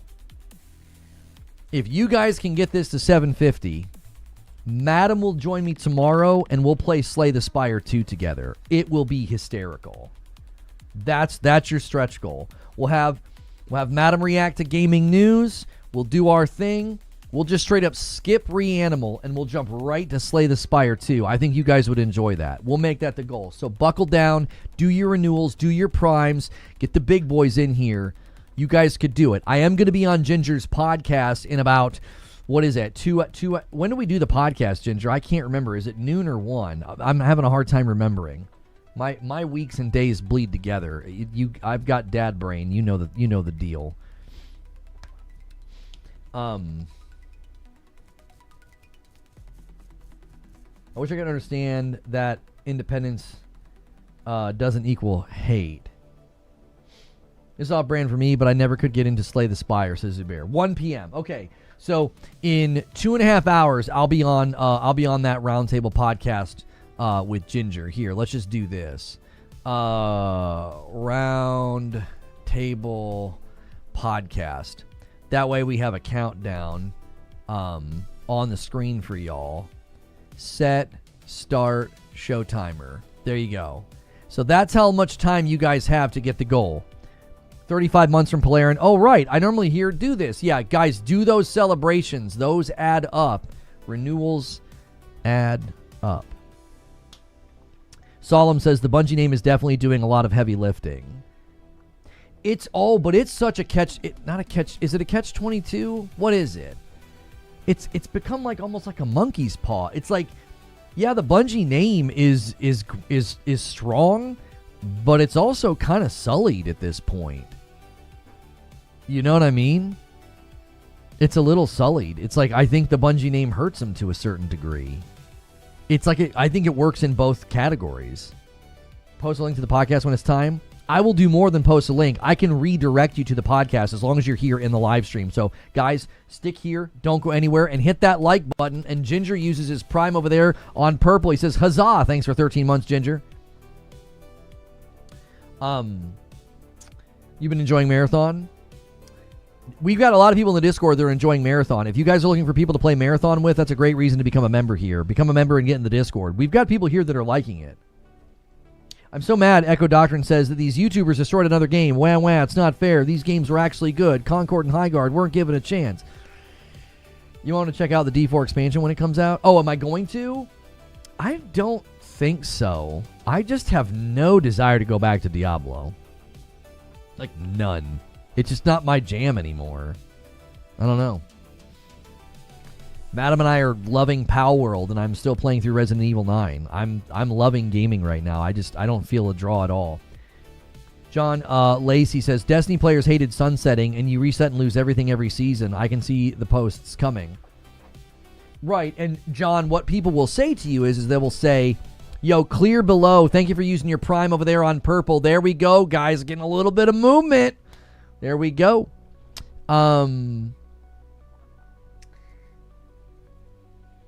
So, in general, the issue is they'll push back, John, and they'll say, but that's what an extraction shooter needs. Like, the resets are normal. That's totally normal, right? That's what they'll say. The problem is I just keep coming back to that Venn diagram. The people that like that are a small group in the middle. Do you know what I mean? Yeah, I'm not even sure who you've been following me. You literally just followed today. I'll tell you what. I'll just do this. You're not here to be a part of the stream. You're here to promote. King So What with a $5 super chat. Thank you so much. I don't think they need a huge player base like Arc Raiders. All they need is enough dedicated players who buy it to buy skin, who love it. To buy skins and passes. Okay, so a lot of people will say that as well. I know a lot of people said this about Highguard. Like, oh, they don't need a ton of players. They don't need a ton of players. Okay, let's just consider that for just a moment. Okay, I've talked a lot about how you need a high peak to have a decent floor. Yo, Mesa Sean's in the chat. Me and Mesa go way back. He says, my friends and I are still fully addicted to Call of Duty Warzone or Warzone Resurgence. I'll never play a game at a 105 FOV. It makes me nauseous. Borderlands 4, I thought it was amazing. My wife and I enjoyed Borderlands 4, and then about halfway through the game, I think the map design kind of worked against the open world. It didn't seem... like, the opening area in Borderlands 4 was, like, perfect. But then it got very vertical and, like, winding road. Like, I thought the map design started to get, like, kind of not great near the end. We loved the loot. I loved the guns. But the map kind of worked against the fun and the flow.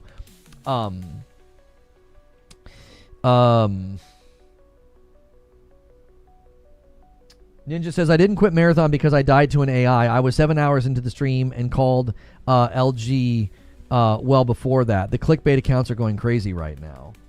That's Destiny 2, Mesa? Yeah. I did a couple of podcasts with him back in the day. He was always so nice to me. Like, he was, like, big time in Destiny, and I was, like, an up-and-comer, and he was, like, really kind and, like, would leave me comments on my YouTube videos and stuff. He was always a very sweet guy.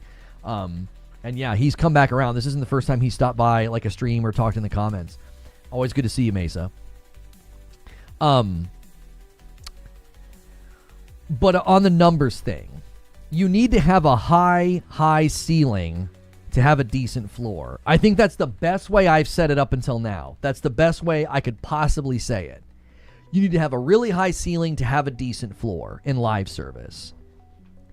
So the concern and the worry would be right now is they don't have a very high ceiling, which means the floor is going to be pretty low. Does that make sense? Before I've said, like, your ceiling is in relation to your floor. Like, look at Marvel Rivals as an example. Insanely high ceiling, and then their floor is actually really good if you consider, like, what live service games need as far as, like, daily logins and people buying skins and stuff. Mesa says, you were always cool, man. I felt bad when the SJW crowd came after you. Once the Rainbow Alphabet took over Bungie, the studio completely crapped the bed. I appreciate that, Mesa. A VIP renewal from Mr. Mike on the mic. Mike, I saw your post in the Discord, man. I saw your post in the Discord, dude. You are you're a champion out here hyping up my videos, and I appreciate it very, very much. Listen, a lot of you guys have found me today by searching on YouTube, and maybe this is your first time watching the stream. Okay? I do a daily interactive, obviously very passionate live show where we debate and we discuss. If you like this kind of content, right? We're covering all sorts of stuff. So for the past week, we've been covering lots of different things on the channel. We covered, obviously, Marathon. We covered the PlayStation PC situation. We covered Crimson Desert. And I even do a show on Saturdays with my wife when you guys hit the goal where we have her react to gaming news. It's a really, really fun time. If you like this kind of content, hit subscribe. Make sure your thing is set to all so you don't miss the shows. Now, we're working on a goal right now. We're trying to get to 600 paying members. We're at like 510, 515. So consider clicking join, and for $5 a month on YouTube, you get a badge, you get emotes, and you'll get into my Discord. Help us with that goal. It's how I do this full time, and I appreciate it very, very much.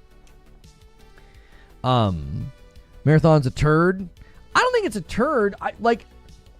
I think it is a decent car with a flat tire. If they would get rid of the flat tire and do some maintenance on the car, I feel like this thing could run. Yo, Detective well, no, I'm sorry, Green Zone Alerts. That's Detective Seeds. Thank you so much for 40 months, Mr. Detective Seeds. Hope you guys have a great weekend and get some gaming in. I appreciate that, dude.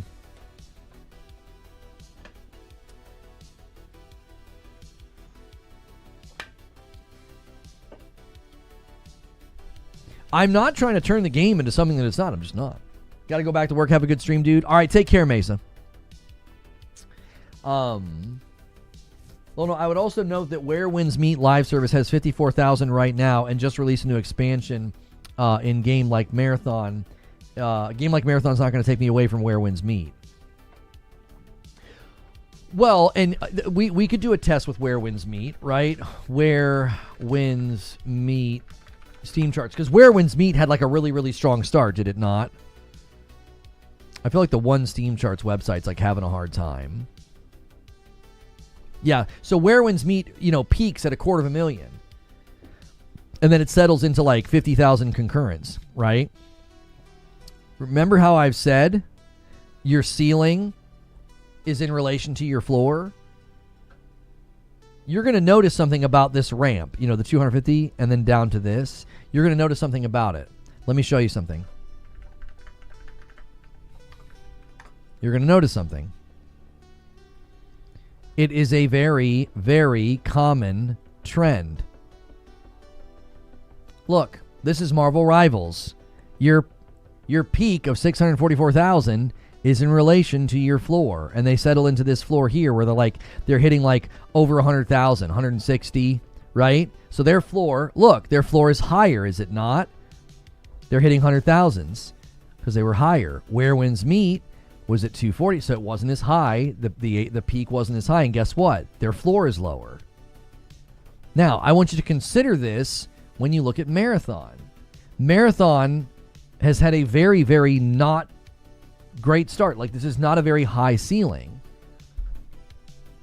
So that's what I'm saying. You have to consider that in the grand scheme of things. You have to. That ceiling, it always is going to slope down. It'll always slope down. Every live service game experiences that slope down. So you want the ceiling to be about as high as you can get it, because it just increases the likelihood of somebody saying, hey, I kind of like this game. I'm going to keep playing. Hey, I kind of like this game. I'm going to buy a microtransaction. For every 1,000 people that try the game, play the game, or whatever, you're going to get a percentage of them that keep playing and spend money. So when your ceiling is not as high, your floor will inevitably, almost automatically, be lower, which then means you're just making less money. And then the other danger is you've got three numbers to care about when you're a live service game. You've got your launch ceiling, you've got your predictable floor, and then you have your minimum viable player count. Your minimum viable player count is how low can the player numbers get before things start to fall apart. If the numbers get too low, then people can't matchmake. They can't find anybody to play with. Their buddies aren't playing anymore, right? It just starts to fall down the stairs from there. So you have your peak, your floor, and your minimum viable player number. Those three numbers are all in relation to each other. They are. So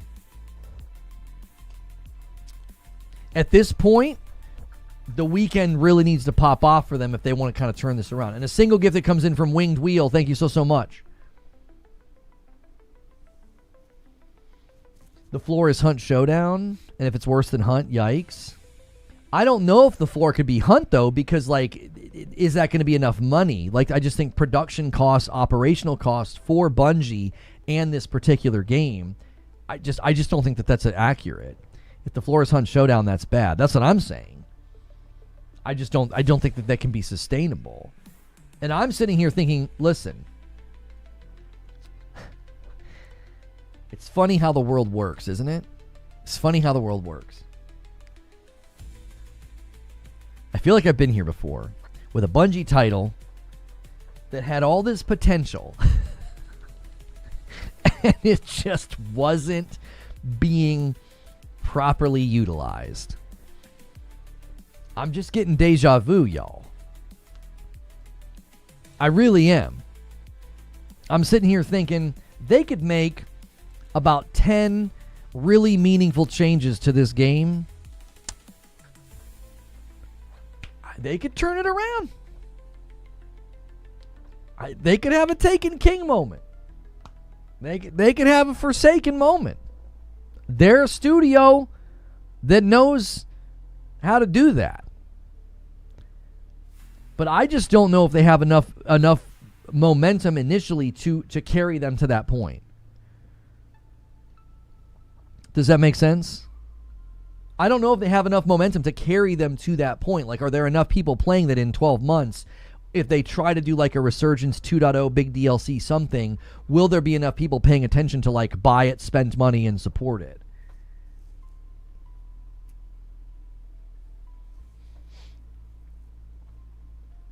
Bungie now has to save 2 dying games. That I don't agree with, Echo Doctrine. I don't think they have to save Destiny 2. I think they have to put Destiny 2 out to sea and get PlayStation to agree to a 5-year dev cycle publishing deal to pay for Destiny 3. That's what I think. The expectation for the 2 games are night and day. Oh, Marathon versus Hunt Showdown, Wheezy. Yeah, I agree with you.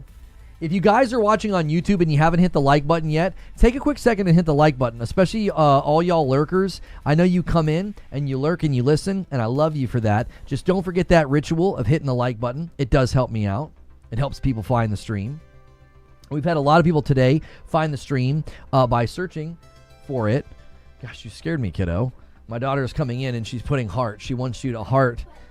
She's chanting like button. Yeah. No. What did you say? A nice what? Oh, a nice farty bomb. My daughter's requesting a farty bomb. It's funny to say, but yeah, what Lono said. I'm not sure what you're agreeing with, Bajenga. I just said a lot.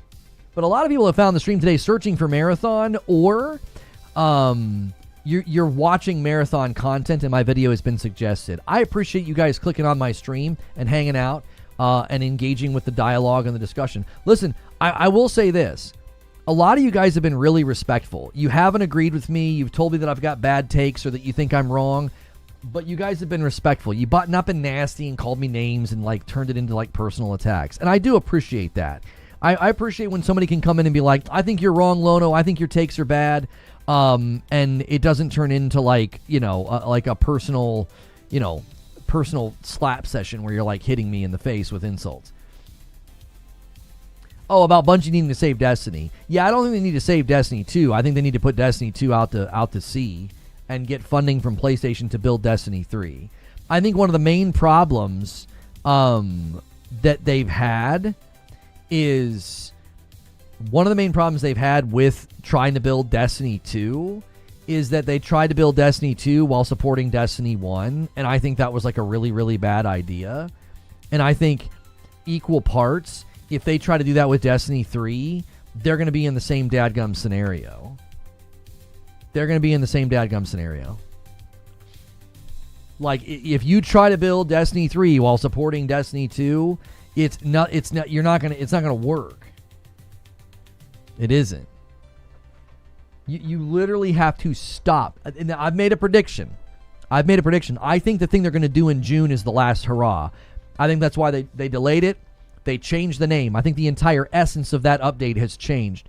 The phrasing in the blog that like for the rest of June they'll do like updates and patches and stuff, it just sounded really weird to me. I was like, I feel like I still speak fluent Bungie. And I'm like, I think June's the last hurrah, boys. I do. I don't think they're going to be doing any more major content after that.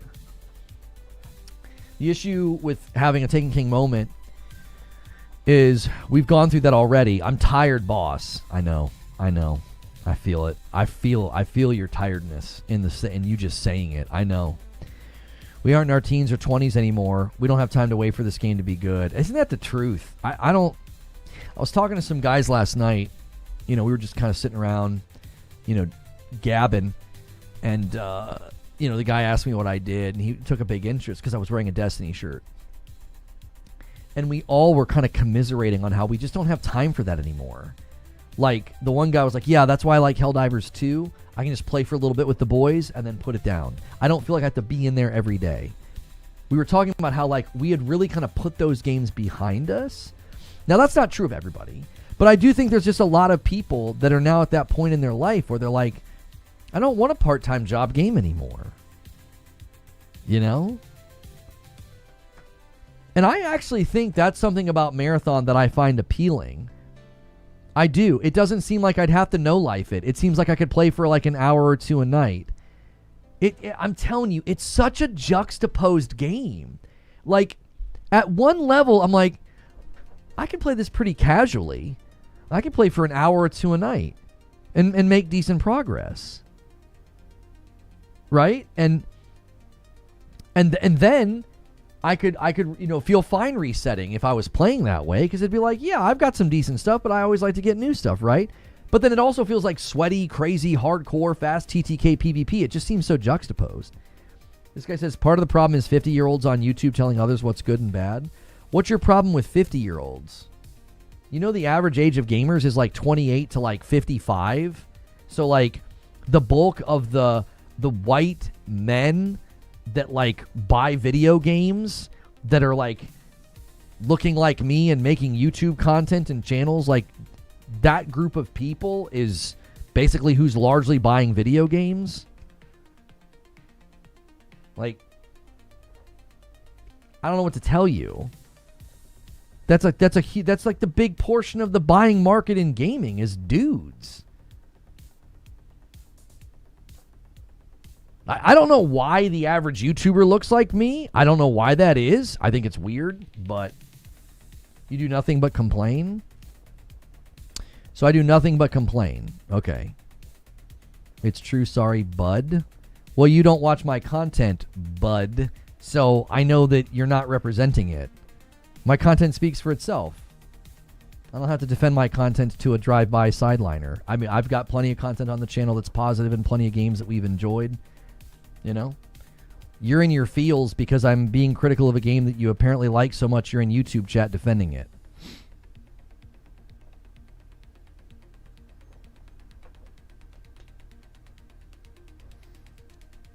It's also weird too that like you think this kind of content is so terrible and yet you've been here for over an hour.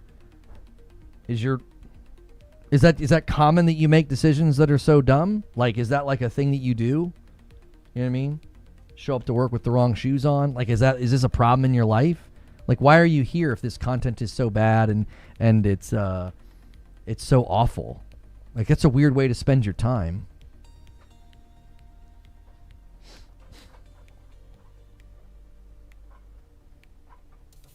This is not Marathon. It's Abomination of a mid-extraction shooter that brought nothing to the table wearing the skin of an actual good game. I like you. It's just my opinion. You have a funny way of showing it.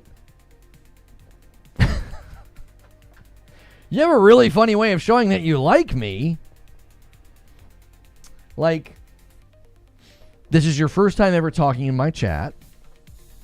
And you have talked about how I'm a Mr. Data Scientist. You didn't like when I was looking at the stream charts and making, commentary about ceilings and floors and minimum viable player numbers. You didn't have like a response to that, not like an intellectual dialogue with what I was saying. You just used an insult.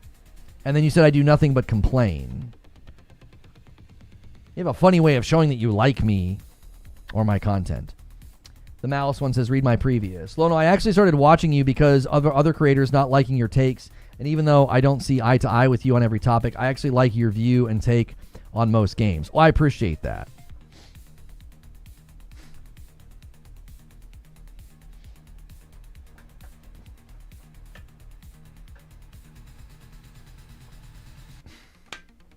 An abomination would have reached. I don't think it's an abomination. Well, I'll tell you what, there are people that are like big time marathon fans that are pretty upset that they're pretty upset about it. That they did this with Marathon. There are longtime Marathon fans that they're not happy. What the heck is going on? Farcelona, that's a great name. £5 super chat. I think you're spot on. There's a very good chance they're going to wind down development on Destiny 2. Yeah.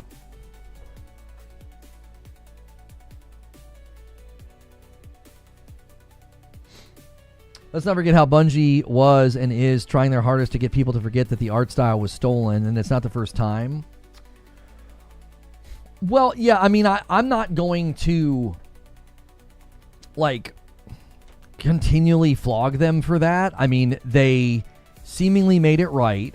The anti-real was both settled with and probably made a decent chunk of money, which that's, honestly, in the grand scheme of things, that ain't bad. Like, you can steal my artwork any day if I end up getting some kind of a settlement from a company Bungie size. I mean, that, you know, I got braces to pay for and kids' college funds to build. You know what I'm saying? Like, that ain't too bad. They're also, like, listed in the game. What are we going to do? We're going to continually beat that dead horse that, like, they stole the artwork. Like, okay, yes, but, like, let's just move forward now. How could this game be better? How could it improve? How could this game capture a broader player base? You know, I just think that they made a lot of decisions that make the game really, really hard to enjoy. It's like the game's actively working against your enjoyment. And people will say, well, you know, that's just an extraction shooter. And I'm like, really? Extraction shooters have really polarizing art direction and really ugly UI and really stupid menu navigation? Like, that's a hallmark of an extraction shooter? Those are also elements of the game that make it really, really hard to enjoy. Do you understand? Like, yes, if you specifically talk about, like, how punishing the world is, you gotta sneak around. You know what's funny, too? I found this to be really entertaining yesterday. I remember when I played the Server Slam, and people were like, Lono, you don't have that survival instinct. You're not supposed to fight the bots. You're not supposed to fight them. Okay. Okay, let's analyze that for a second. The first faction quest you get tells you to kill bots. So sometimes I think some of the immediate Defense Force things that are stated are just empty platitudes that aren't even accurate. I think a lot of you don't even know what you're talking about. I mean it. I think a lot of you guys that are like, but that's extraction. That's extraction. You shouldn't be fighting the bots. I don't think you know what you're talking about. I think you're just saying the first thing that comes to you. Like, I think a lot of the times, if a player does something in a game and gets like a negative result and is kind of critical of what happens, instead of thinking about what the game did to telegraph and communicate to the player, you blame the player. Oh, well, it's your fault. You shouldn't have done that. You shouldn't have fought the bots. I don't think you know what you're talking about. The first faction quest they hand you tells you to go fight bots in a game that gives you no bullets and no shields. I'm telling you, the game is confused. FinFreak says, I definitely don't know what I'm talking about. Minstrey with 54 months in the VIP. The best part Marathon is seeing the Tiger engine looking better. I can agree with that. I just wonder if it's going to be agile enough. You know what I mean? Is it going to be agile enough for them to make changes and adjustments? I like Nick's tweet, though. Nick says, every time an indie game does well, there's got to be this dude with the AAA games are cooked narrative, as if we didn't just witness RE9 selling 5 million copies in 5 days. Yes, thank you, Nick. That's why I said, the guys that love to make that kind of content that, like, indies are taking over and AA is spanking AAA and AAA is cooked. I'm like, you guys clearly don't pay attention to what AAA actually does. You just pick the losers and act like that represents the whole. Shall we point to the ocean of failed AA and indie titles that launch, I don't know, every day, and then indict the entire AA and indie industry? Would that be a salient point? No, it would be stupid. As it is equally stupid to act like when a AAA game does poorly, the entire AAA industry is coming to its knees and crashing and burning. And then you look at the sales charts and you're like, AAA seems fine.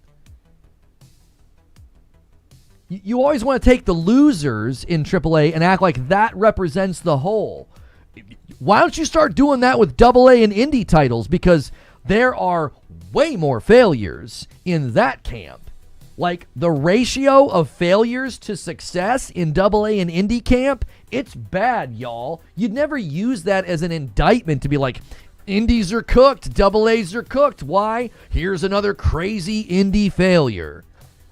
You would never do that because it's stupid. It's not a good argument. It's so dumb. It just gets clicks. The only reason people say it is because it gets clicks. They don't say it because it's true. The AAA's cooked, man. Gaming industry's burning. Meanwhile, like Resident Evil 9 is like, I'm sorry, what did you say? Yote and Death Stranding 2 are like, what did you say? We sold really well. What are you talking about? Look at the sales charts. AAA is everywhere at the top. It's ridiculous. Charles Hawk with a $5 super chat. The break glass quest is kind of weird. Yeah, go break a bunch of glass. Hopefully hopefully nobody got there first. Halo, no thoughts on the NHL trade deadline though.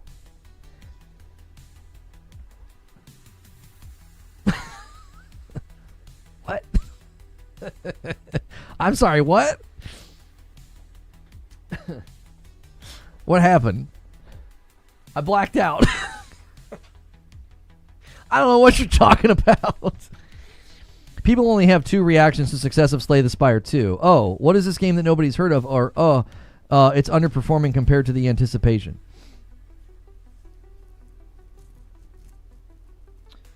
Battlefield went from 747,000 to 50K. I fear for Marathon. Break glass, attract bots, run out of bullets, get cooked. That's right. That's right, dude. NHL, a sport that doesn't use a ball, no thanks. I think if they added guns, it would be a better sport. I mean, you need a gun or a ball in games for them to be any good. So hockey doesn't have a ball, but you could add guns, you know? And Wayne Gretzky with the Colt 45 to the back of the skull. This game is heating up. Like, what the heck is going on? Like, this is ridiculous. Wanton murder, but I can't look away.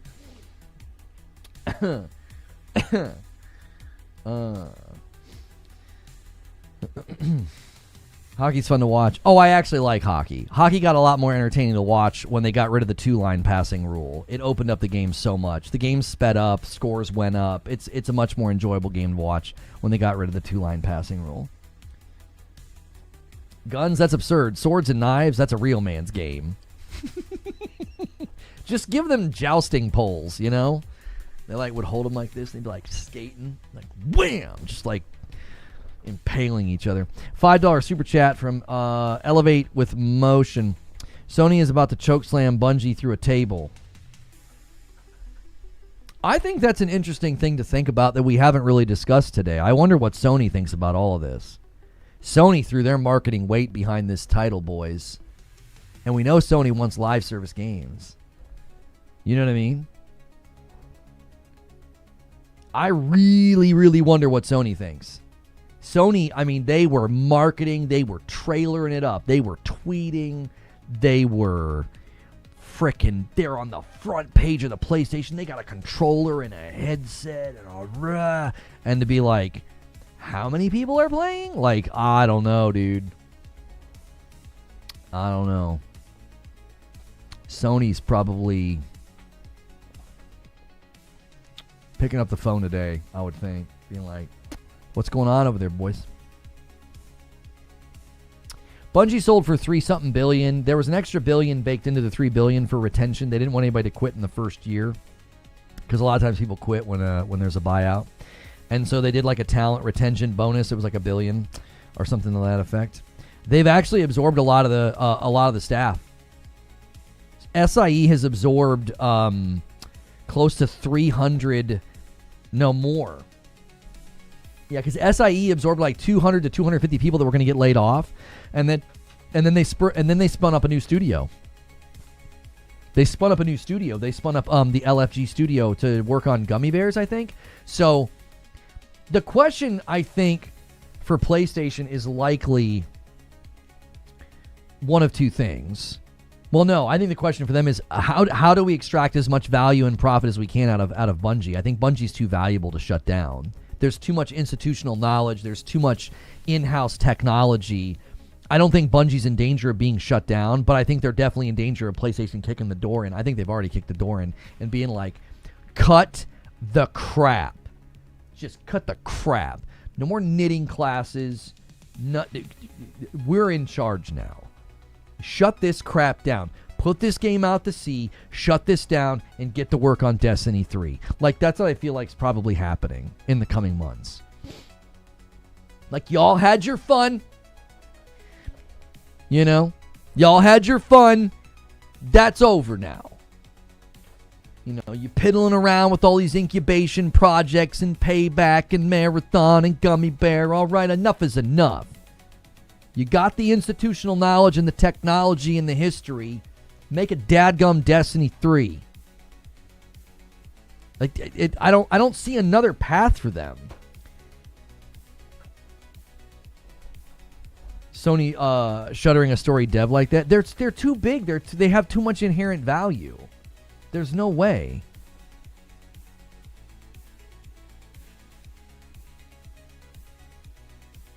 PlayStation is fully taking over after the Marathon launch, I think. They gave them the chance to launch their last game, and now they're a PlayStation studio. They've been listing them as a PlayStation studio for a while, and one of the CFOs in one of the shareholders' calls said that they were being restructured. I think Pete Parson leaving was the beginning. I think that was the first shot across the bow. Wouldn't it be great if we got a D3 and included a game mode called Marathon?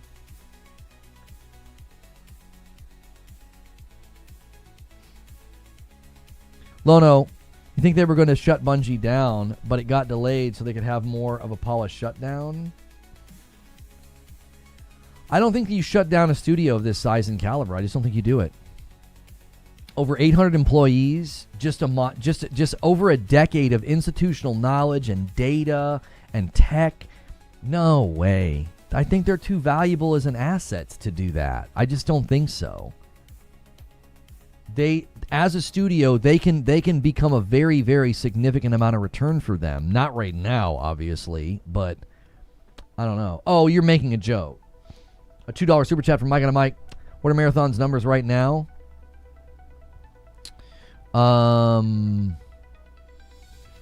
The reviews haven't jumped that much on PlayStation. They went from 3,000 to a 3.1. So like another 100 reviews came through.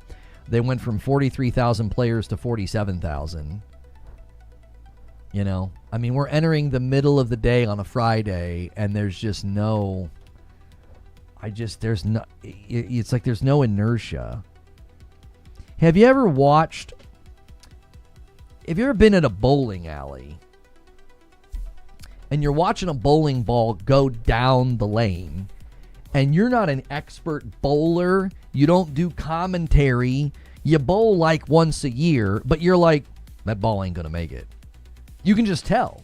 The momentum's not there. The ball's just like vroom, vroom, vroom, vroom, vroom. And then the way that the lanes are, slanted, you know where the ball's going. You know, you're like, yeah, it's going to go in the gutter. It's not going. It doesn't have enough momentum.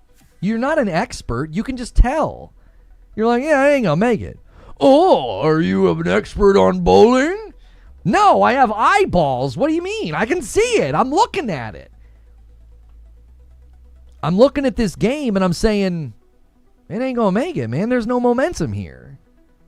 Now, I don't know internally what they need. I don't. If internally they're like, yeah, this is fine. This is kind of what we expected. We can get an average concurrent every month of this much and da-da-da-da and the conversions of this much, blah, blah, blah. If their internal estimates are that low, I don't know. I'd be shocked. Case in point, like Arrowhead Studios was like highball. They're like, we get about 100,000 concurrents across both platforms, PlayStation and PC. That'll be crazy. Right, and they far exceeded that, right? They made more money than they ever thought they were going to make. I don't think Bungie has those level of estimates. I think their estimates and their hopes were probably much higher. So, ain't no way 40K is what they expected. Well, we know that there's probably about that many people playing on PlayStation as well, and probably about half that playing on Xbox. It's just not. Like I said, it's like watching that bowling ball. You can feel it. You're like, there's no momentum here. There's no, to quote Ninja, I'm not seeing enough movement. I'm actually good at bowling. I challenge everyone.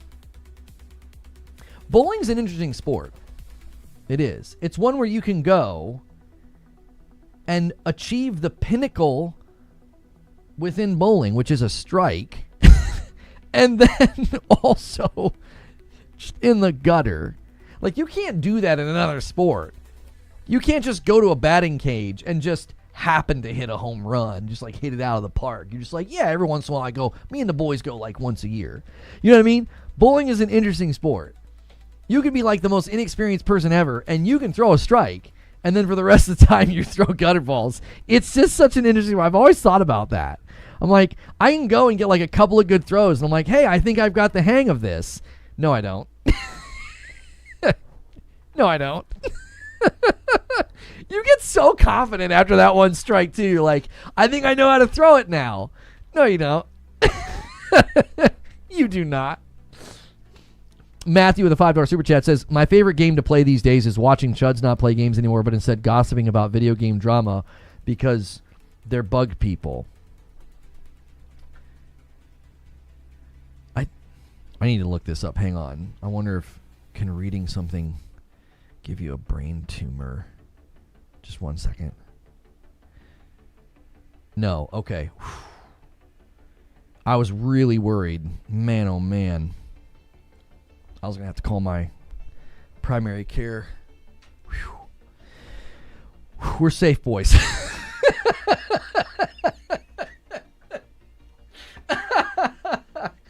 We're safe. Jiminy Christmas, what a comment. Oh my golly. Oh. That's good. That was good. Hitting a strike isn't good, it's luck. Hitting 2 in a row is coincidence. You hit 3 in a row and now we're getting somewhere. That's right.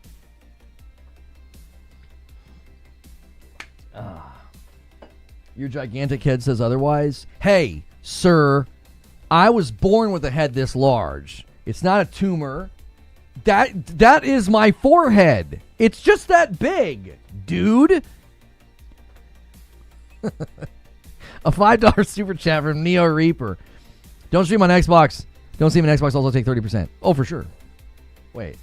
Oh. Yes. Yes, they do. So that'll obviously hurt the money that they're getting, for sure.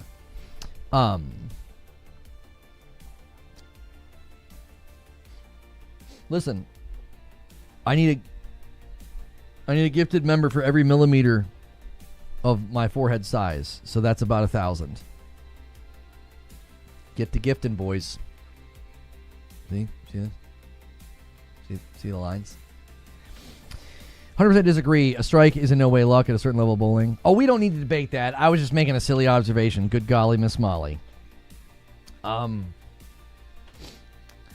Imagine paying to say something. I think he's just goofing. I mean, he took my joke in stride. I'm just joking back. First time chatter here. Get good, pal. Shut the frick up, Incredible Black. Every new sub, his forehead grows by 1 millimeter. Oh, gosh. We don't want to cause a national incident. I mean, give him settle down, Chrono. Is that why you make the hair so tall? Yes. Yes. It's in my contract. You're not, according to the terms of service on these streaming sites, you're not allowed to have a forehead this large unless you make equal amounts representation of hair. So, yeah. I forget the last time they updated that. Well, look up the clip of the bowling guy that says, "Who do you think you are?" No, I'm okay. It's called jokes. It's gaming. Why be so serious? I think you need to ask yourself that. In any case, on Broken, I didn't see your super chat. Broken Earth with a $2 super chat says they could shutter Bungie and keep the IPs. I really don't think so. We're on the topic of like, what's PlayStation going to do about Marathon, right? What's PlayStation going to do about Marathon? I don't think you would shut down. I don't think you would shut down Bungie. I think they're too valuable as an asset, right? You have just such a mountain of institutional knowledge, such a mountain of data and info and intel. You know what I mean? It just, yeah. I don't necessarily think Maximilian Pegasus gifts a member, paying it forward with a white badge. You love to see it. Just so y'all know. Ouch. The frick is my chair doing to me? I'm being assaulted by a chair. I'm going to go ride a twit longer. No.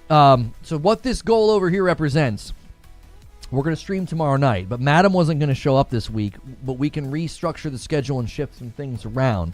If you can get it to the stretch goal, I'll have her show up and we will play Slay the Spire 2 together, and it'll be a riot. We'll have her react to gaming news, and then we'll play that. So that's the goal on the table. You guys have got some time to hit that goal.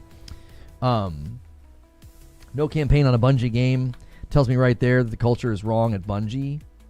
Well, I don't know if I would agree that's indicative of that the culture is wrong at Bungie, because they were building an extraction shooter, brother. Like, I don't know if an extraction shooter is like going to be big time on campaign. The real interesting thing is the cutscenes are crazy good. The cutscenes and the dialogue, they're so cool.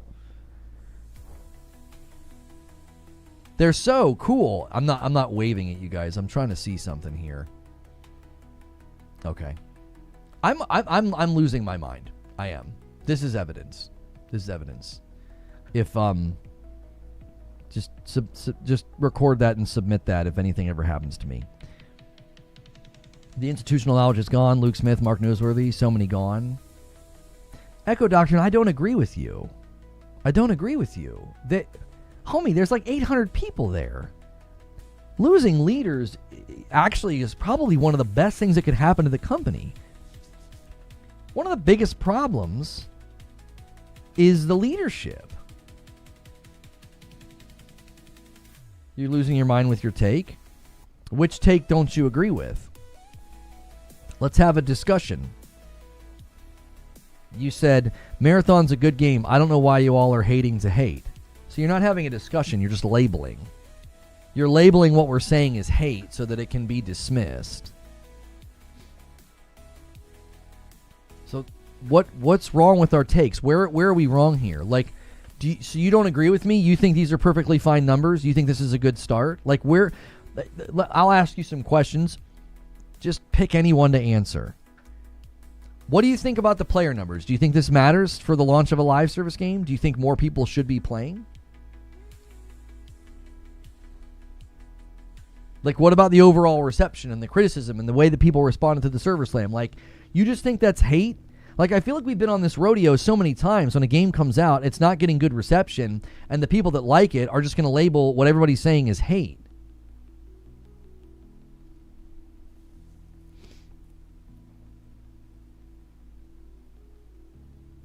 No, he's a psychologist. I'm kidding. Don't get mad. I'm not going to get mad. I've got a degree in I've got a master's in counseling. What do you mean? I've actually studied psychology. I'm not trying to be a psychologist. I'm just asking questions. Like, if you think that we're wrong, well, let's have a dialogue. Let's discuss. Instead of just labeling, it's far more enjoyable to have a conversation. Not everything is a Steam chart, bro. Hunt Showdown had 20,000 players and is still running. Okay, the problem with your point is, if this was a new spin-up AA indie studio, your point would be a really good point to make. I don't think the point that you're making applies because of the time this was in development, the marketing budget, the operational budget that went into Marathon is significantly larger than Hunt. And that would mean they need way more sales initially, they need way more consumer inertia, and they need that velocity. Justin Truman did a GDC presentation about this. Player numbers can drop to levels that aren't tenable. That was going to happen in Destiny, and they were worried. They're not even having a strong start. They've got to, I'm telling you right now, they're worried. They're worried. They've got to be.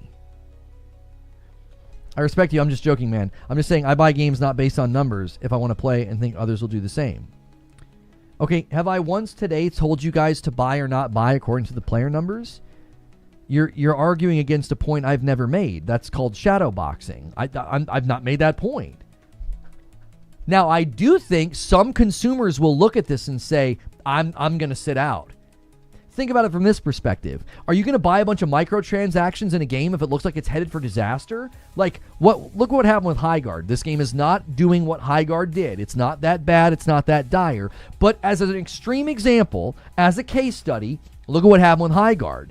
Don't you think consulting the player numbers influenced people's decisions to spend money in that game? There were people in our community having a very, very good time.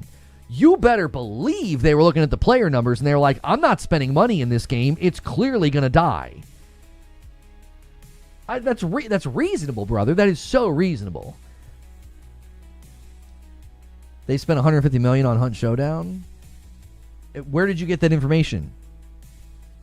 They spent $150 million on Hunt Showdown. Okay, that doesn't mean that Marathon's in the same ballpark.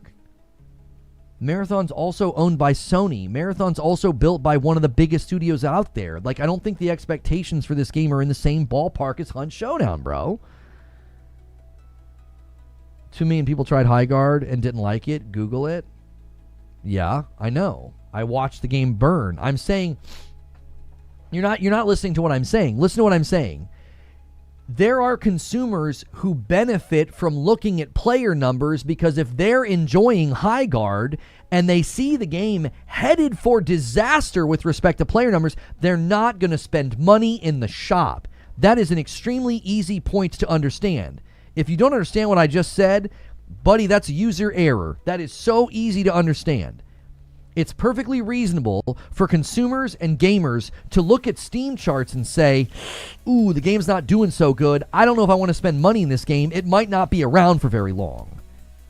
Whether it's Concord, Highguard, or even Marathon, it's perfectly reasonable to consult the player numbers to say, this game probably doesn't look like it's going to be around for very long. So you're saying people don't like Marathon? No, you are really bad at listening. Your comprehension skills are at a 0 right now. When did I say people weren't liking it? There's not enough people playing, brother. Jiminy Christmas. This is pedestrian. This is so easy to understand. Yes, the people playing are liking it. I don't think they're a big enough group of people for momentum and consumer inertia to carry this game long term. It has no... this game could have a perfect score right now. This game could have a perfect score, brother. That doesn't keep the game going. That doesn't create momentum. It just means the people playing it like it. All data points represent certain things. You're saying Highguard failed because nobody liked it. Yes. Highguard failed because most of the people that played it didn't like it. Okay? Look at the server slam numbers for Marathon when it was free and look at the user scores. The user score on PlayStation was terrible. It was terrible on Steam. The user numbers, the Steam charts were bad on Steam. We couldn't see review scores. So the PlayStation review score was terrible. The Steam chart numbers were terrible. And the Xbox scores were terrible when the game was free. And guess what all those people did? They didn't buy the game, as evidenced by the smaller turnout on launch day. So yes, your score is now purified. You got all the people that were giving it 0s and 1s. They're not in the funnel because they already played it and decided they didn't like it. So what I'm saying to you is, That's the concern, is that not enough people like it. High Guard is the same, but way more extreme. Not enough people liked High Guard. There were people that liked it. There were people playing. There were people in our Discord that put in a ton of time. Not enough of them existed. I think there's a very, very similar form of calculus going on with Marathon. It's not as extreme, but it's there. It's not as extreme, but it's there. I don't think enough people are playing. I've not once said everyone hates it, no one likes it, the score is bad, don't buy it. I haven't said a single thing in that vein. I've said, it just doesn't seem like it's got momentum with the consumers. It doesn't seem like there's enough people playing. I talked about a Venn diagram. There's people that love like hardcore PvP games, and there's people that love PvE games, and they overlap in the middle, and they like both. And they'll like Marathon. I think that group of people is too small as a target audience. Jared says, people don't understand that a live service game needs player numbers to be and stay over for months. Let me tell you something. If this game right now had 200,000 people playing and a 70% on Steam, that would be infinitely better than where they are right now. Infinitely better. Bungie would cut off their own arm to have 5 times the players and a lower score. They would, because that means people are engaged. They're giving you feedback. They're complaining. You know what I've always said? An angry player base is not a problem. A disengaged player base is a problem. If they're angry, they're engaged. They're passionate. Fix this. This is crap. This is overpowered. This is broken. So, homie, they would take, 200,000 concurrent players right now, giving it a bad score and screaming and complaining about stuff. They would take that over where they're sitting right now, which is tepid. And it's just like, well, yeah, people are loving it, but like there's no momentum, so who cares? That'd be like opening up a restaurant and everybody that shows up tells you that the food's amazing, but you sat 10 people and you had 100 seats. You'd be like, their 5-star reviews and their praise input money in the bank. Now, with a restaurant, it could create momentum because word of mouth could spread and the Yelp reviews could get you some movement, right? So there certainly is a chance that the high review scores here could lead to some kind of word of mouth momentum, right? Like this, you're gonna have this sense of like, hey man, people are really liking it. That could happen this weekend. I just don't think so. I think what we're seeing is a review score that's been largely purified. The people that hated the server slam, they're not in there. They're just skipping the game entirely. I tell you what they are. They're worse than a 1-star review. They didn't even buy your game. All those people that played the server slam and gave it a bad score on PlayStation and Xbox, you know what they did? They did something worse than giving you a 1-star review at launch. They didn't even buy your game.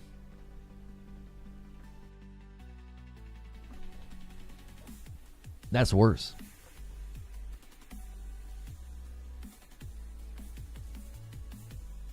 Can we talk about why Bungie DDoS Arc Raider servers just before Marathon dropped?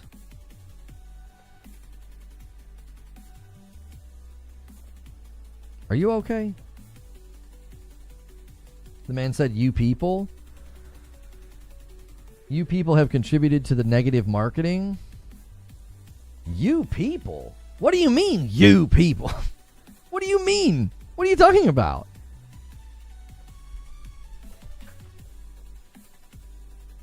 It's always remarkable to me that, like, really, really good games seemingly can't withstand criticism from YouTubers. Like, that level of fragility must be horrifying. That sounds like me blocking doors. That's what that sounds like to me. I'm 5'6". I weigh like 150 pounds. The average adult male could throw me across the room, right? But I apparently have the power to hurt a game of this size and budget. Like, I have that power.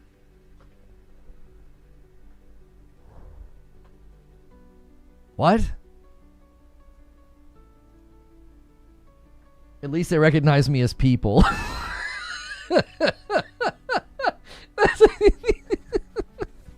That reads like a sad diary entry.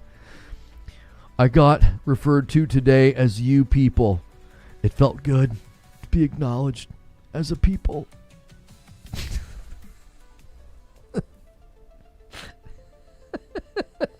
Oh, gosh.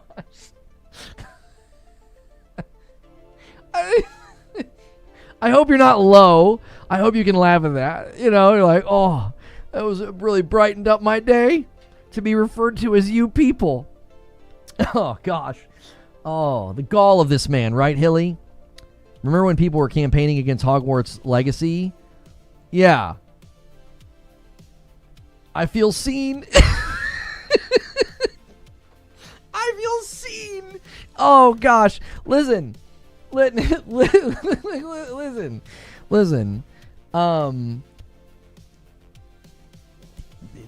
There were people campaigning pretty heavily against Hogwarts Legacy. There were people You know what's crazy is I feel like there were people like using pretty large platforms to campaign against Hogwarts Legacy. There were people campaigning against Ghosts of Yotei, and those games did fine. They seemingly survived handedly.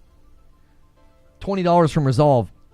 We all know that Sony wants or needs this game to be a banger. The game costs $250 million to make. In order to make that kind of money back, you need players. No ifs, ands, or buts about it. You speak all facts. Who can argue? I appreciate that, Resolve. I don't know what the budget is, though. I've not spoken to the budget. Some of you guys are using the question command. I don't use this all that often. I don't use this all this often. Golly. Hang on. Where is the... Let me turn my monitor down. I usually have my monitor brightness at like a 0 so that I don't sit here and glow. Whoa, Kino Man Sky was the first one to submit a question today. Oh, I moved my crop.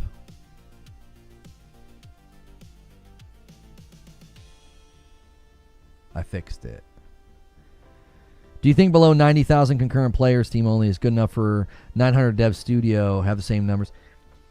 With 150 laid off. Yeah, I mean, again, the whole studio's not working on it, boys. $2 from JJ. Artificial 5 reviews on Steam, less than an hour played. Well, I'm going to defend those reviews for just a second.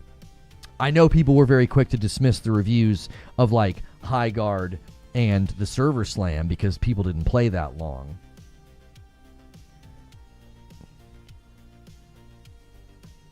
Anyways, I'm going to defend those reviews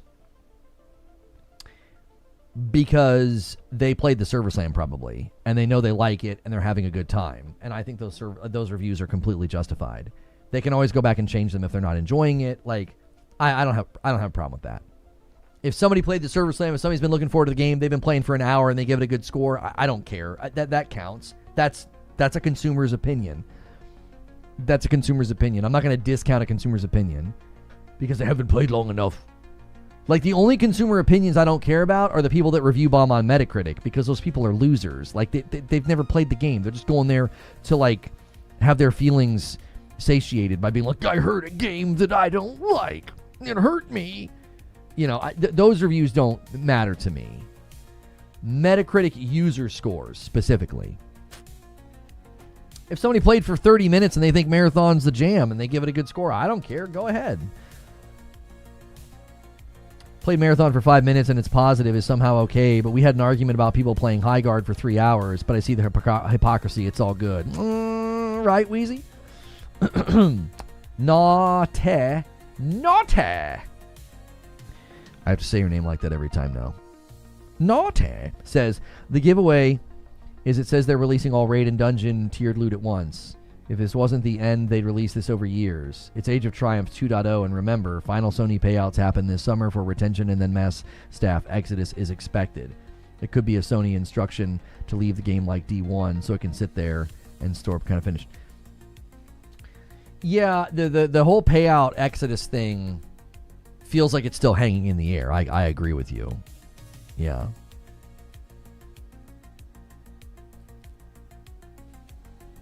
Jor Raptor got to see an exclusive gameplay demo of Control Resonant. I think that's going to be another Game of the Year contender. I think it looks so good.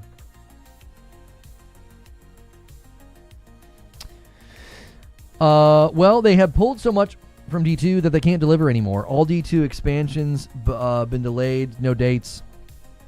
Oh, I think the update in the summer is the last hurrah for Destiny 2. I think Destiny 2 is getting. I think it's getting put out to pasture. Here, hang on. Let me just do these two more questions here. Bumblepants says, do you think they will be willing to make a pivot to a PvE mode if they're dropping that many players? I think they're going to be desperate. I really do. And then Momo says, how long do you give this game? Wait, did I went to the other side. Hang on a second. There we go. I still had a gap in the Q&A capture. Let me clear out the question queue. We don't use it all that often, but if you guys want to use that, that is a perk for paying members and subscribers on Purple as well. Here's the thing. I would say, knowing Bungie and how they operate, I would say that they have a year's worth of content that's probably pretty much ready to go, like almost loaded in the hopper and ready to shoot. So I'd expect them to at least, for the duration of this year, deliver on like the seasons and the content rhythm. After that, probably not looking good. I don't think the player numbers are going to be there. Unless the review total, like there's only like 3,000 reviews on PlayStation, which I think is indicative of how many people are actually playing. I think that's a representation. So I don't think they have like a monsoon of people playing on PlayStation versus Steam. Steam has like 7,000 total reviews if you include all languages. Like 7,104. Oh no, 9,000. Okay. So if you consider all languages, they have like 9,000 reviews. Now on PlayStation, it only has like 3,000. So I think that is some level of a representation of like there is not evidence that there's like a massive amount of people playing on PlayStation and there's like almost nobody playing on PC. Like I don't think there's evidence for that. Does that make sense? So I would say they've already kind of topped out. They've already kind of peaked, and it's like, unless again this staggered content that they're going to drop in this raid, unless that completely turns things around, which I just don't know that it's going to. If I took a drink every time you said inertia, I'd be stumbling right now. I don't want you to die, so let's do this. Inertia synonyms, okay?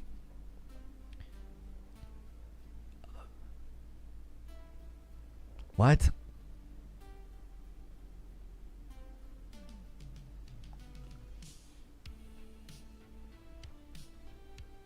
Why is it giving me the wrong words here? Inertia is the inherent resistance of any physical object to change its state, motion, or rest, directly proportional to its mass. Inertia is the natural tendency of objects in motion to stay in motion and object at rest to stay in rest. Okay. That's why we're not getting good synonyms. Anyways, we need movement. We need momentum. We need groundswell. We need grassroots. I mean, yeah, you need something. Traction. That's a good one. That's actually a really good one. I'm going to steal that one. Guys, I just thought of a good word we can use. Traction. It just came to me out of nowhere. Try out momentum. S3 Plan says, why are you being such a downer on Bungie? What did they ever do to you?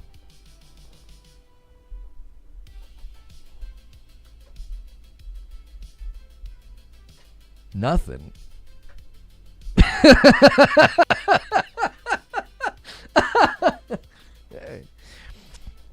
Damn, nothing.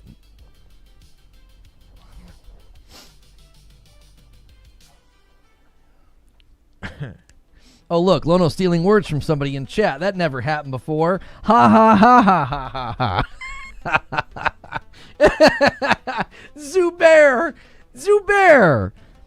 I always gave you credit for emergent property, and you told me to stop doing it.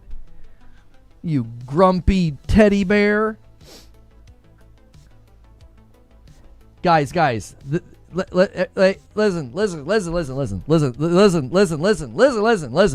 guy that made that joke, he was kidding around. He says, I've been a fan of you since sitting in orbit. Listen. It was a joke, y'all. It was a joke. It was a good joke, too.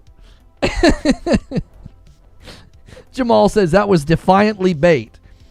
Yeah, I know you meant definitely, but it's funnier to read it that way. That was defiantly bait. Oh, gosh. That was funny.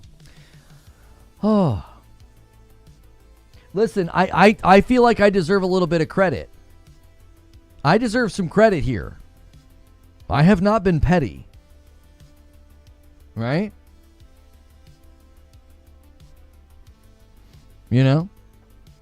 We're just going to brain dump the say no to won't be named. You can say no to rage. I don't care. I don't hide the fact that that was the brand, and I don't shy away from talking about what happened. It's a funny thing about when you tell the truth, you can continue to tell the truth. What is it now? 8 years later, and I can recall everything that happened perfectly because, you know, my story never changed because I was telling the truth. Like I won't shy away from talking about it. I don't think we need to talk about it, but yeah, we don't need to like be hush hush about the fact that I was known as Say No to Rage. Broken Earth with the $2 super chat. Lono's about to be like, you've triggered my trap card. Oh, you're trying out the Darwin demo? I haven't got a chance to try it. Yeah. Drewski says, buckle in, everybody. We're going to be here for a while. That's right. I personally think Marathon is going to flop, but it's more interesting to see what will happen to Bungie. I don't want to stir the pot, but it's interesting to see where those creators are now. Glad to see you rise above it. I said 6 years ago that time and truth are undefeated. I wouldn't go to war with time, and I wouldn't go to war with truth. They're undefeated. They've never lost. So.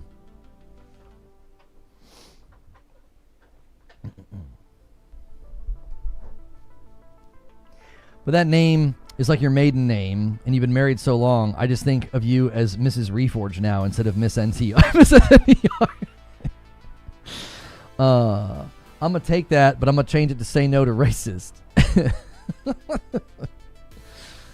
It was 8 years ago. Well, everything I got quote unquote canceled 6 years ago. The things that they talked about and the things that happened 8 and 9 years ago. 2017 and 2018 was when I was, being inappropriate. And I can retell all of the stories with accuracy because I never lied.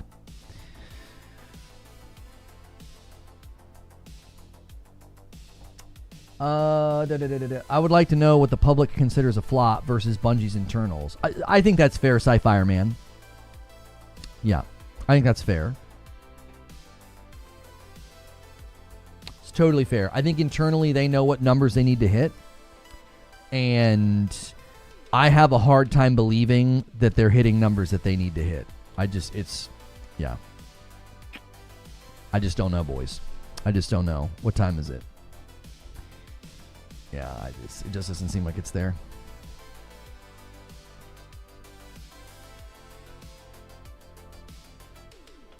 It's hard to believe that much time has gone by. If anything, I hope it's a lesson to all of you to stay the course and endure and don't waver. Just keep going. Keep pushing.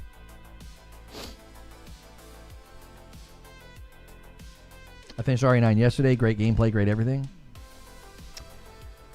I'm really enjoying it. I had a couple glitches again last night.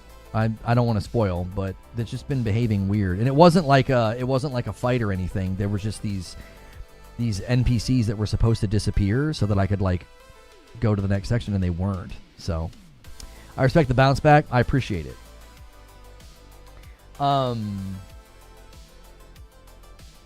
I don't know who they are, and I don't care, but what I have heard is Lono speaking about who treated Lono with respect, and that's Astacross. I massive respect that, and I'll follow that man to hell. Yeah, I've made it very clear that Astacross is the only one that handled that situation with integrity. He's the only one. He deleted his video as soon as the other side of the story came out because he realized that he didn't have the full story, and nobody else did that. Nobody else covered the other side. Nobody else had the integrity. Just a lot of journalistic malpractice back then. Yo, Resolve says, defiantly agree. You're being very emotionally intelligent and not being petty. You have every right to be. You're a better man than me on this one. Thank you for the $10 super chat. I appreciate that. Listen, y'all. We're not going to make it about that. We're not. But we are definitely still rebuilding, and you guys are helping with that. So the biggest focus right now is membership on YouTube. That is quite literally the thing that helps me, that enables me to do this full time. So when you click that join button and that $5 a month, that is quite literally how I do this. And I know that's a very non-starter on YouTube. A lot of YouTube folks don't do it. We do stream on Twitch. We stream in both places. Because I got the Twitch channel back early last year because I finally had it looked into by somebody. Dan Clancy looked into the situation and restored the channel. So, yeah. Thank you, Dark Taco, for 39 months. I already added you earlier, Dark Taco. So thank you for 39 months. So if you can't do a membership, I totally understand it, man. People fall on hard times. You're trying to squeeze, 2 nickels together to pay rent. I don't want you to do a membership, but if you can do it, it helps me rebuild this thing that we've been continually trying to piece back together after all these years. So the fact that Twitch reinstated you is proof enough that there's nothing there. I appreciate that, Teddy. And I'm continuing to try to make moves with people, to restore relationships and put things behind us. And so I'm always willing to do that. If you guys are in communities and circles, I think that there could be a lot of good done in that department. But we're obviously just going to keep doing our thing. It's obvious that Bungie was too lazy to make a new IP for their game, so they used Marathon, and they started retconning old lore to justify the game's existence. Yeah, I also think it's obvious that... I think it's super obvious that they were... I think they were building this for Destiny 3. I think they were building this for Destiny 3. Like, Anon the 9 leaked a long time ago that they were building something that was going to be, like, open, like, public event spaces that were PvE, where people could, like, kill you, right? Like, you could fight. And that's what these places and these maps feel like. They feel like public spaces. So, the old stuff under your old name should be dead and gone in this current social climate, especially considering everything that's happened since your side of things. Crazy it's still affecting you. I have it on very good authority that there are lots of people that still just, they won't come near me, they won't work with me, there's a stigma there. I'm still very much radioactive, and I've got some people that are trying to help me with that, who are being very kind, and they've heard me out, and they feel like, I'm kind of getting a bum rap that's undeserved, all these years later. So, we're trying to get some movement in that department. It's just difficult. I completely understand people being like, I can't associate with him. It would just be too damaging. Like, I would never expect somebody who's like big in the Bungie world and the Destiny world to like do a podcast with me or something. That just would never happen. It would be so hard for them. Their audience would just be so infuriated because that audience is just firmly, Kool-Aid propagandized into thinking I'm some monster. It's just, I would never expect somebody to do that to their brand. That would be a very unfair expectation. If anybody's willing to do that and hear me out and like tell their audience, like, listen, I think this guy is fine. I think we should put all this behind us. I would respect that. I would not expect that, though. That would be very difficult for people to do and potentially very damaging to their brands because the public is very hard to convince. Once they've been convinced of something, it's very, very hard to work against that.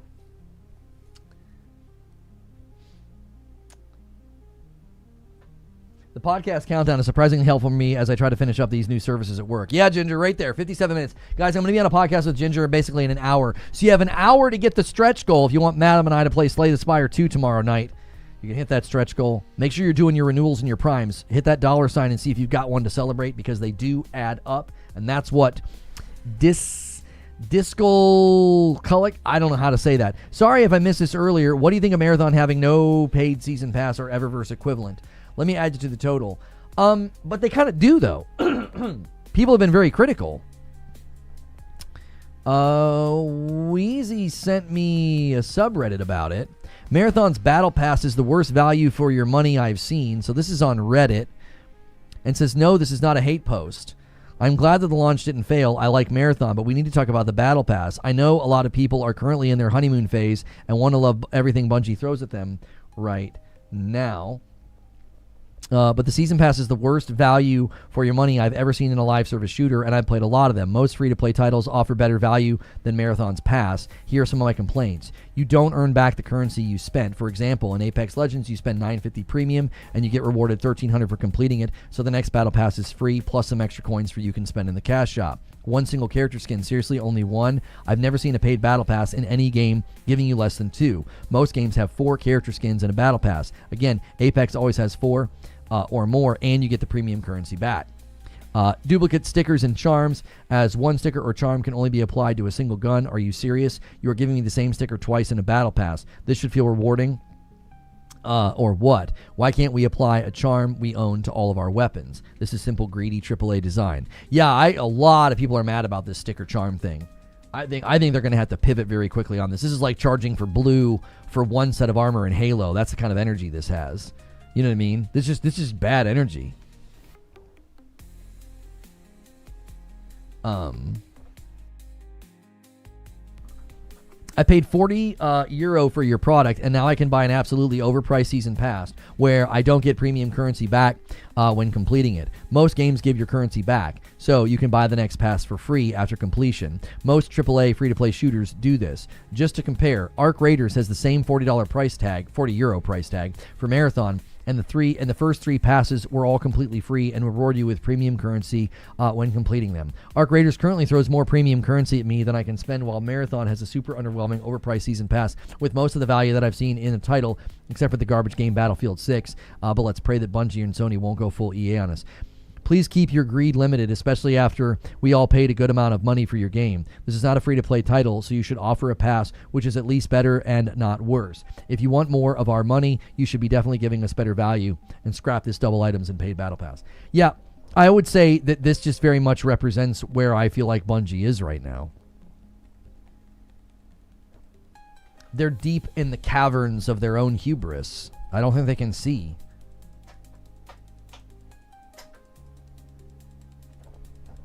I don't think they can see. I think they're deep in the caverns of their own hubris. They're just blinded by it. It's like, I don't think they're going to be able to see the way out here. You got so much negative feedback about the menus in the UI, and you just pressed on and didn't make any changes. It looks just as bad as it's always looked. And then you're pulling these shenanigans with the microtransactions and how much currency you can buy. Like, I don't know, y'all. I just think there's just so much arrogance. It's like it literally feels like, and I said this last year after their showcase, it's like, well, we're Bungie after all. We're the makers of Halo and Destiny. People will buy our game. They're leaning hard on the old game's reputation. They're leaning hard on their reputation. I'm not kidding you. I said this last year. I really want you to analyze and think about a studio that has the balls, I mean the absolute gargantuan stones, to do a showcase of an alpha. I want you to just think about that. Just press pause. Stop thinking about Marathon for a second and think about any studio that privately said, this is good enough to show to the public. It's an alpha, but we're going to, by golly, we're going to have a showcase. We're going to hype people up about an alpha.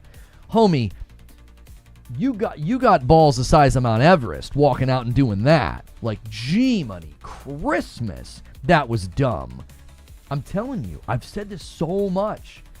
Bungie's hubris is one of their biggest weaknesses. A $5 super chat from Broken Earth. People are asking Bungie for better value for money. Bungie, come on, y'all. They're the monetization kings. What do you expect? Weapon says this guy's projecting. Not almost every game returns currency to buy the next one. Someone said that already in chat. There's like 2. That's not his only piece of feedback. You know what I mean? That's not his only piece of feedback. He's saying that like the structure of it's bad with the charms as well. How much currency you can buy. It's literally set up for you to buy more. Bungie's known for their outrageous monetization. That's what I'm telling you guys. Like, they really do think that theirs doesn't stink. I do. I think they think that. They walked out with an alpha last year. And remember, I want you to track with the trajectory of what happened last year. It's they think so highly of themselves. They did a showcase of an alpha, thinking, we're the makers of Halo and Destiny. Yeah, people are going to love this. And I remember being like, I don't know what the heck that was. That was like a minimum viable product. It doesn't look ready at all. Then their beta, they said, let people stream it. What's that? What do you think that represents? That represents the hubris that I'm talking about.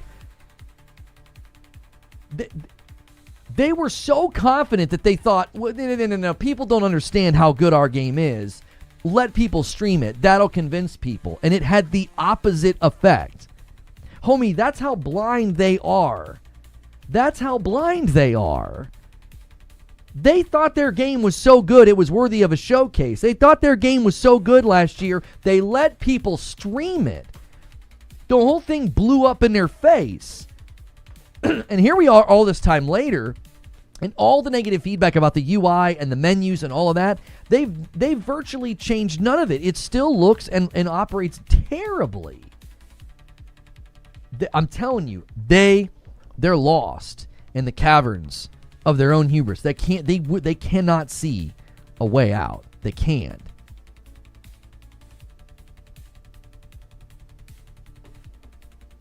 They think they cooked. They think their game is awesome. They think their UI is cool and dope and whatever.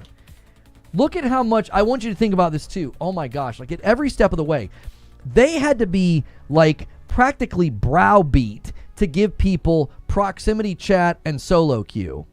Think about how out of touch they are. They're just so out of touch. It apparently got contentious at the one event because the content creators like, you got to give us prox chat, man. It got contentious and like Bungie staff had to like leave the room. That's what you're dealing with. You're dealing with a studio that had to be like browbeat into putting solo queue and prox chat in their game. Oh, you know what else they're having to put in now? Surprise, surprise. They have to put in a duo queue. Why? Because they're so dadgum out of touch. They don't know what they're doing. I tried to tell you guys this. Like, they're stepping into a world that they don't understand. No solo queue, no prox chat, clunky AI, clunky menu systems. You can't loot fast. It's hard to be informed. TTK is lightning quick. The maps are so small, you're on top of each other now within a minute or two, so that the content loop is incredibly fast. I'm telling you, they don't know what they're doing. They literally think because we're Bungie, we'll do well. I'm telling you, it's got the BioWare magic vibe written all over it. Arc Raiders didn't launch with duos queue either. Yeah, but Arc Raiders is a completely different flow, map size, and space between you and players. Like, it's not as big of a deal if you're in a duo and run into a trio in Arc Raiders because of the way the maps are designed. In this game, you're on top of people within minutes. I mean, it's so quick. I'm convinced the marathon maps are old patrol spaces. I think they were patrol spaces that were being designed for... I think they're patrol spaces that were being designed for Destiny 3. That's what I think.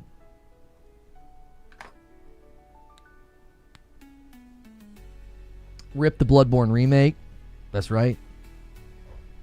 Rest in peppers, boys. I did that research, man. I looked into it. Miyazaki ain't gonna let it happen.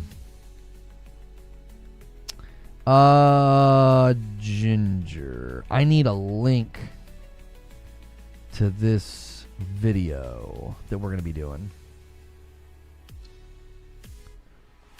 Here we go. Wait, your link tree has got broken links in it. I think I got it. Wait. I don't got it. Gaming Roundtable, got it. Okay. I just need the link so I can put it in here for redirect. I don't want to forget to do that. I'm going to do it now while I'm thinking about it.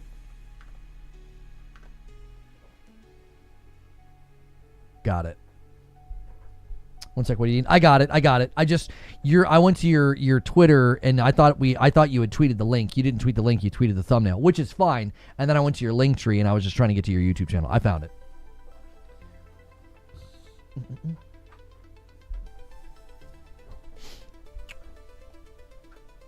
By the way, guys, thank you for a massive, massive turnout today. What a weird world we're in right now, man. We got some serious momentum. Turnout's been amazing. So many of you guys have been coming back every day. You guys are going crazy on the like button as well. We're so close to 500 likes. Make sure you're giving that old like a smack. If you haven't hit subscribe on YouTube yet, consider doing that. It's free to subscribe. You do not have to subscribe to talk in my chat. Only subscribe if you're planning on coming back. Like if you just want to hang out for the day and chat and you're never going to come back again, that's totally fine. That's why we don't do that. I don't want to make you subscribe to chat.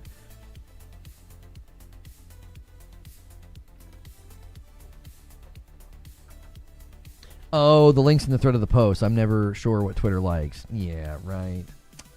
The Chimichanga t-shirt drew to viewers. It's a good shirt, isn't it? This is true. I was only able to catch that part, so I was making a comment. I'm in and out because of work. No worries. New Marathon is just not Marathon. It just feels like playing Overwatch 2 or some UT spinoff. You know what it feels like to me? It feels like Apex on a small map with loot. That's what it feels like to me. I just feel like that I'm just in a fight. There's shields. There's good gunplay, but then like the fight's over so fast. I don't know. We don't want games to fail, says Teddy. Criticizing with feedback on making the game isn't hoping that it fails. Yeah, I've found that to be interesting. Let me ask you something. If I wanted the game to fail, why would I stream it and then give ideas and feedback on how to make it more fun for me and the people that are not having a good time? If I wanted to fail, why would I do that? If I wanted to fail, why would I say, I think your first 5 games, you should be with a faction that gets destroyed so you have decent loot and a shield so you're not so down on your luck in the first couple of games. Like, you have some ammo, you have some shields because you have a faction, and then that faction gets destroyed, and now you understand the faction grind, the importance of the faction grind, and you don't start the game so naked. Why would I have that as an idea to help them with their onboarding? I can't help myself. The minute I get my hands in my mitts on a game like this, that's what I do. I'm like, oh man, there's ways to fix this. Look at your stream title. Yeah, that's my opinion. Get out of your feelings. It's just my opinion. I think they made the wrong game. I think that doesn't mean that's not me wanting it to fail. I think you guys have a really hard time with projecting the inverse of your emotions on somebody because they have the inverse of your opinion. If you think the game is great and you want it to be successful, and I think the game is bad, what you think is, oh, he must be the opposite of me, then he must want it to fail. Why would I want it to fail?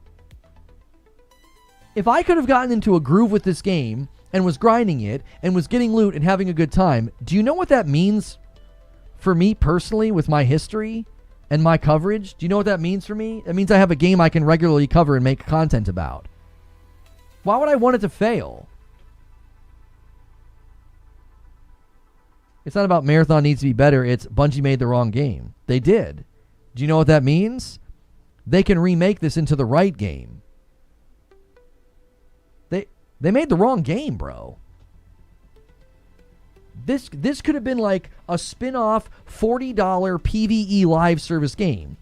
And I think it would have been very successful. It would have given their Destiny fans an alternative to Destiny. It would have been something they could have made and supported, while they're building Destiny 3 as they scale down Destiny 2. It could have been the new hotness.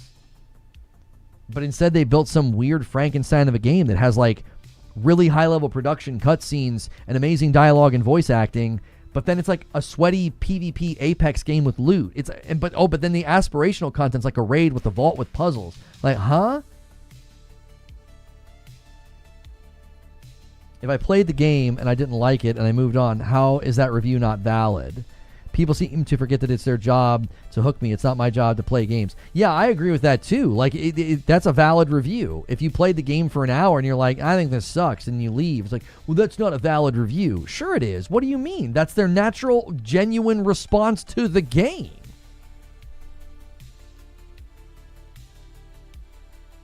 It's a simple fix. They had PvE style raids, aggression matchmaking. They already have. They've got PvE style raids coming, but I'm assuming PvP will be active as well. This should have been part of the Destiny universe.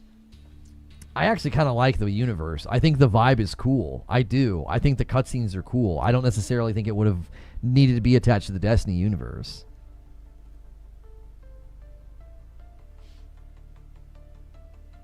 All I hear is that y'all want Destiny. No, I think it would have been a very different grind than Destiny, because it wouldn't have been like strike-based, mission-based, nightfall-based. It would have been more of a...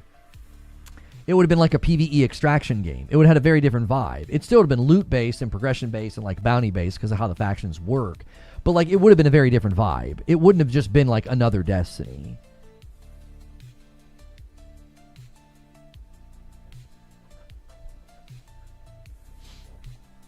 I would much rather this game be its own thing with, again, I think PvP should be optional. I think that would immediately make it more appealing to a lot of players. And then I also think they need to make Destiny 3. I think both things can be true.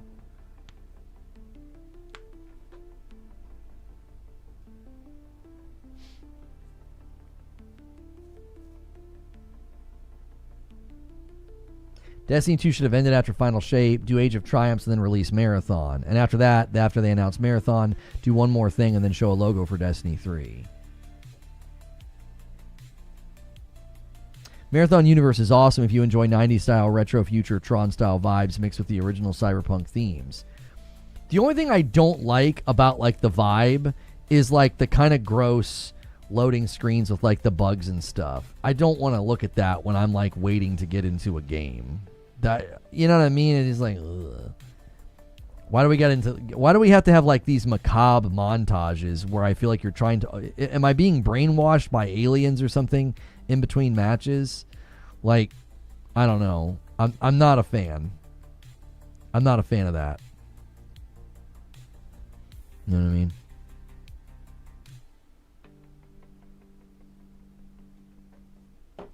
Outside of that, I think the vibe is cool. Imagine if D3 is coming and won't be for 3 to 5 years. For sure. I think the best thing they could do for a Destiny 3 is to stop supporting... they need to stop supporting Destiny 2 and devote most of their attention to Destiny 3, and then put like a small team on Marathon to keep it going until it runs out of gas. Keep the looting mechanics and have players still risk their gear, but PvE. Yeah, if you go in and die to bots, yeah, you would still lose your gear. Yeah, I still think I think as a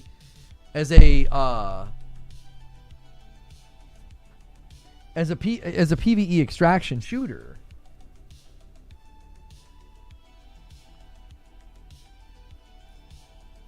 I think it could be successful.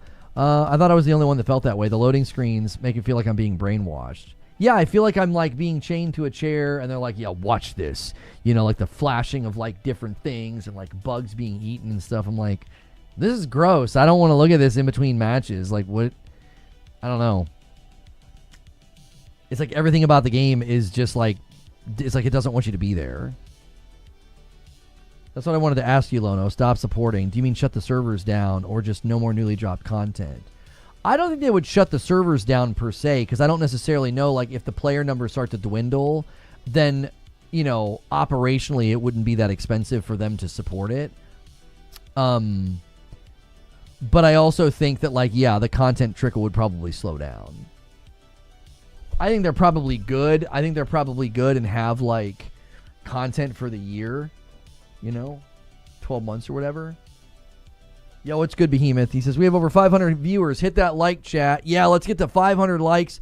Also, guys, I've got a new incentive now when I gift back. You see how YouTube has 74? If you guys can get that 74 to a 100, I just give a 5 bomb to YouTube. I give you guys a bonus. Instead of just doing one member every 25, I give you an extra one. I just do a 5 bomb. So if you guys rally and do your renewals and your gifts and stuff, you got 36 minutes. 36 minutes. You guys are going to have to hit 750 before tomorrow, though. I don't think I'm going to be able to reschedule and move things around with Madam. Because lately you guys have been hitting the stretch goal during the Saturday stream, which is fine. I don't know if we're going to be able to do that tomorrow. I can't make promises. So we kind of need to hit it today, which is fine. You unlocked Saturday. I'll come. I'll play with y'all. We'll hang out. If they released a Forge mode for D2 after the final update, that would be D2 ride quite a while just on community-made stuff. Getting from the launching of Destiny 2 to the character selection screen is still the largest sequence of loading screen I've ever experienced in any video game, even to this day. Key No Man's Sky says, let's do it. We're 5 away from 525. Whoever hits it gets it. That'll be worth 1 if you guys can get it there. It's a race. Who does the 5 bomb first? Twitch usually steals these because they have less stream delay. The moth and the caterpillar are what make your shells. It's a major part of the game. But do I need to see that every loading screen? You know what I mean? Do I need to see that? I don't know. It's gross. It's gross. It's not appealing. It's a little macabre. It's like propagandistic, like brainwashing footage. I don't get it at all. I don't know who thought that would be cool to show people like every time you're waiting to get into a game. You know?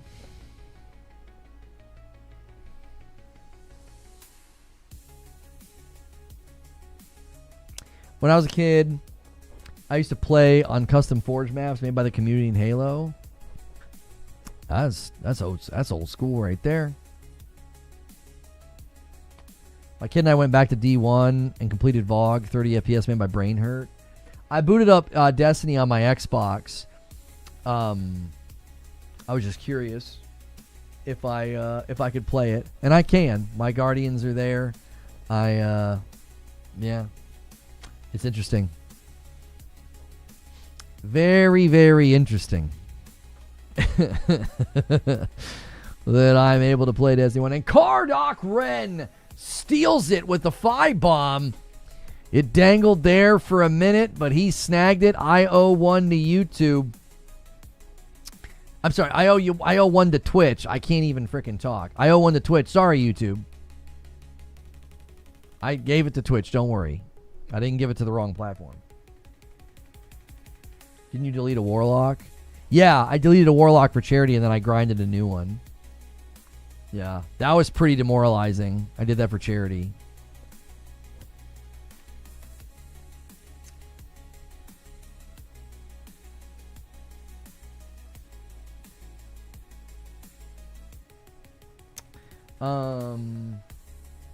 Interesting. Somehow you can play D1 but not D2. Very weird. Yeah, it's weird, isn't it?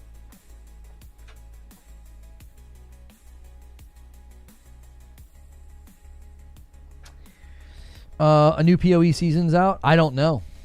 I don't follow PoE 2. You deleted your Destiny account last week. 5,000 hours gone. You're finally free. Jiminy Christmas. That's like Frodo saying it's done at the end of the Lord of the Rings. You're like, it's done. Wow. That is something. Okay, I tell you what we're going to do. We got about 30 minutes before I'm going to go do the show with Ginger. Before I go do the show with Ginger, we got about 30 minutes, okay? So what I'm going to do is I'm going to take a quick break. We're going to come back. We'll continue the conversation. If you guys are going to make a mad dash and scramble, YouTube, you need 25 more members, and I'll owe you guys a 5 bomb. So we can do a little scramble here at the end for the last 30 minutes, but I need a quick break. I'll be right back, all right? Old school Forge runs with streamer tips. That's right. That's where it's at. We'll go back to that. I'll just grind Archon's Forge, and we'll do Twitch talks. Anyways, I'll be right back.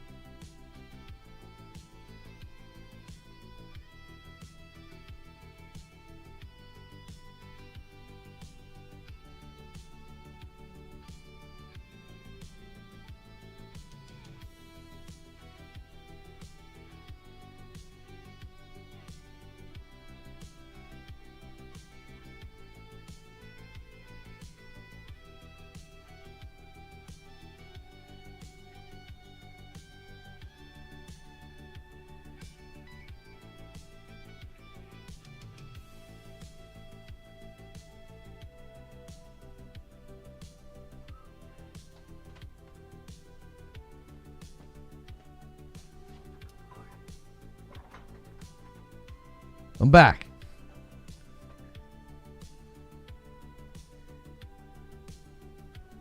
Yeah, I saw Pragmata is releasing a week earlier. I thought that was really, really cool. Yeah. YouTube is seemingly bringing back DMs. The feature was previously removed in 2019. Why would they bring that back?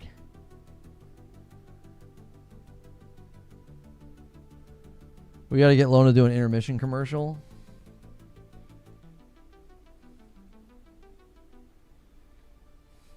Behold, chat. A wall. That's right. Well, I moved the chair away because the chair generates a bunch of static electricity, and it kept shocking my boom mic and making my monitors flicker. Oh, my coffee's gone, man. Time for water.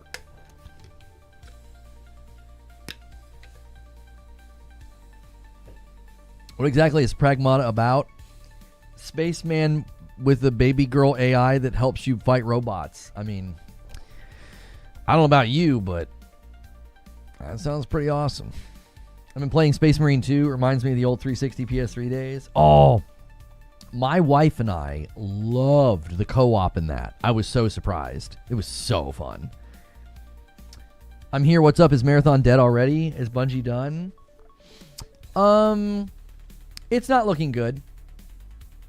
It's not looking good. I mean, it's 12:30 Eastern on a Friday, and like, yeah.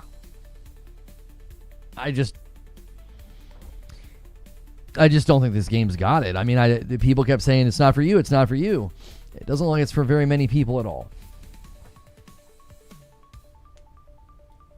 It's prime EU time. Yeah, Europe is home from work.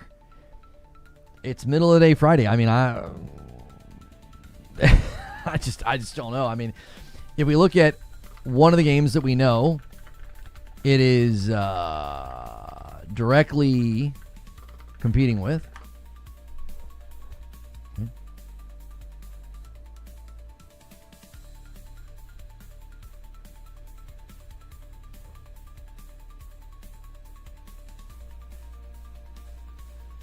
So, if you look at a game that's directly competing with, this is Arc Raiders, right? So this is Arc Raiders peaks yesterday, 190, 180, up there close to 200,000. Day before, same thing, right? Right now, middle of the day Friday, it's on its way back up. You see? It's on its way back up. It's 150,000. So it's 50,000 players. So what time of day is it? 1700 UTC? So if I go to 1700 UTC, look, 155. You see, 155,000 yesterday at this time, and right now it's at 148,000. So it's basically in the same ballpark at the same time of day. If we go to Marathon, okay, Marathon is now at 1,700 at 51,000. Yesterday, an hour in, okay, so 2 hours, let's say 1,900. So it's like an hour into its life. It was at 86,000. So this is 2 hours away from that, and this is not the trajectory of a game that's headed back for that peak. It's not headed for it, and it's not going to surpass it. It's going to do neither as far as it looks. Yeah, I enjoyed the Pragmata demo. Those numbers just show how low the interest is. It's just not there, boys. It's not there. I kept being told that analyzing the server slam, wasn't fair, and that I shouldn't do it, and that people stopped playing because, they stopped playing, because their progress wasn't going to cross over. And I kept saying, I will grant you that point. Why weren't those players not replaced with new people? The server slam was free, and it couldn't get more players on the weekend on like a Friday and Saturday than it got on like a Thursday. That's not a good look, boys. It's not. It's not a good look. Let's just say a bunch of people that played on Thursday during the server slam were like, well, my progress won't carry over, so I'm going to stop playing. Okay, I'll grant you that point. I think that's ridiculous that you think that many people did that, but I'll just grant you the point. Why were those players not replaced with new players? It's a new Bungie game that was free. And you couldn't, on a Saturday, surpass Thursday's numbers? I kept telling people, I was like, the math doesn't math here. And then it climbed the Steam charts, the top-selling Steam charts, and people got real big-headed about that. And I kept saying, I wouldn't get ahead of yourselves. I wouldn't. It's not competing with anything. It's easy to climb those Steam sales charts when there's nothing else really to compete with. We don't know what the number is. We don't know what that represents. And here we sit. It's exactly where I thought it would be. Less than the server slam with no momentum, no traction. You like that?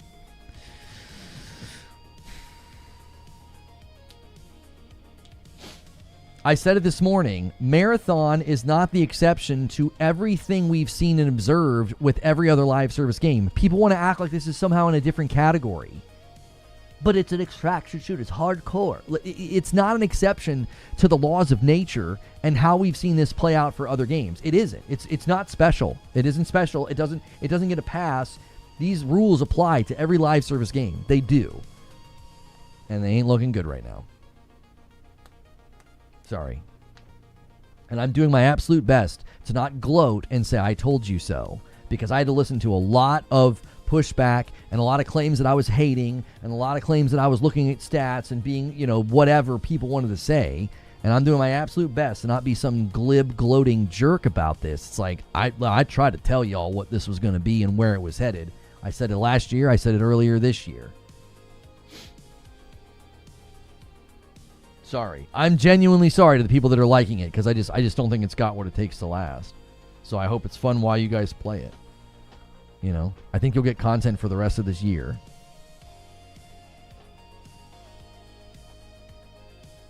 To talk about the flaws is just easy content, and that's what most streamers are doing for content. Do you know what's easier for content, Prosy? Playing a game that everybody enjoys. Like what people did with Arc Raiders. That's easier. Just having a good time. Just booting up and having fun. When there is consumer interest and consumer velocity, like, oh yeah, this is awesome, word of mouth, you can stream it, you can have a good time, the vibes are good. That's what happened with Arc Raiders. That's easier than making content and being critical. Good golly, you know how much fun it would have been to be like, I was wrong, it's good, it surprised us, they wowed us, I played for 4 hours yesterday. You know what I mean? Like, that's actually easier content. It's more enjoyable. Peanut blew up because Ark was good and he could live in that game, for sure. I played last night, so Madam, to stream you need the content. Thank you for not responding to anything that I said. You just conceded every point that I made. I appreciate that. So I was playing Power World with Madam last night, and I was like, let me see how quickly I can get into a game tonight. Right? So I boot up, I get in, I just squad fill. And I play, I think the match took 20 or 30 minutes. We got in one fight. I killed a guy, and I killed another guy, and then their third guy got me. Right? So I put a guy down, and then this other guy, like, I was in the smoke trying to heal, and he saw me, and he, like, shot me once. I had, like, no health. And so my team comes down. There's two of them, and there was a 2v1, so they win. They get me back up. We end up getting a ton of loot from them, and we end up extracting. And I'm here to tell you, it was just flat. I was just like, oh, okay. I just didn't have much of a response to it. I don't know. I don't know what to tell you. It just didn't do anything for me. Some streamers are so big they have to play what the mob is playing. Hilly says either they throw a huge amount of content out now with balance changes, fire everything in the chamber, or pivot to PvE as an option. At least I don't see that go. Yeah, I don't know, Hilly. I really don't. It's weird that there's like a small part of me pulling for the game. I'm kind of like pulling for it. I'm like, make the changes, make it PvE. I'll come in and grind. I'll make freaking content. Like, you know what I mean? You can like Marathon all you want. If your viewers don't want to watch you play Marathon, there's no incentive to play for streamers. What do you think that's representative of then? What do you think that represents? Do you guys remember at the beginning of this year, do you remember what I said? I said they've lost the public interest. I looked at their YouTube channel. I looked at the viewership because people kept coming to tell me, you were wrong, Lono. You were wrong. They've improved the game so much. Oh, it's in such a better state. Marathon's going to cook. Marathon's going to replace Arc Raiders. Marathon's going to take over. And I was like, boys, they don't have the public's interest. Look at the viewership on these videos. They've got diminished interest, diminished viewership. Yes, the people that still cared about Marathon were gung-ho and leaving positive comments, and the like ratios were good, but the overall viewership was down. And what did I say? I was like, they've lost the public's interest. They blew it. They absolutely blew it last year, and the public moved on. So, yes, the public doesn't want to watch their favorite streamer play the game. Sorry. Remember when I said, people are like, why do you think Arc Raiders got away with charging $40? I said, they won the crowd. He tells Maximus in Gladiator, if you win the crowd, you win your freedom. That is the gauntlet that you're facing when you launch a live service game. You got to win the crowd or you die. It is that dire. It is that stark and serious. Arc Raiders won the crowd, so they can charge $40 and they can do the microtransactions, and they actually won a lot of goodwill with their microtransactions as well. They won the crowd. Marathon didn't win the crowd last year. They pissed off the crowd. The crowd was now against the game. And you can call that hate or you can call that toxicity. That is the reality. I'm not saying it's right or wrong. I'm just describing reality to you right now. Right? Stick your hand in the cage and a lion's going to bite it off. Well, that's awfully gross and violent. No, that's the facts, Jack. That's what's going to happen if you do it. This is reality. This is the gauntlet you're facing. If you don't win the crowd, you are dead. And they didn't win the crowd. They pissed the crowd off.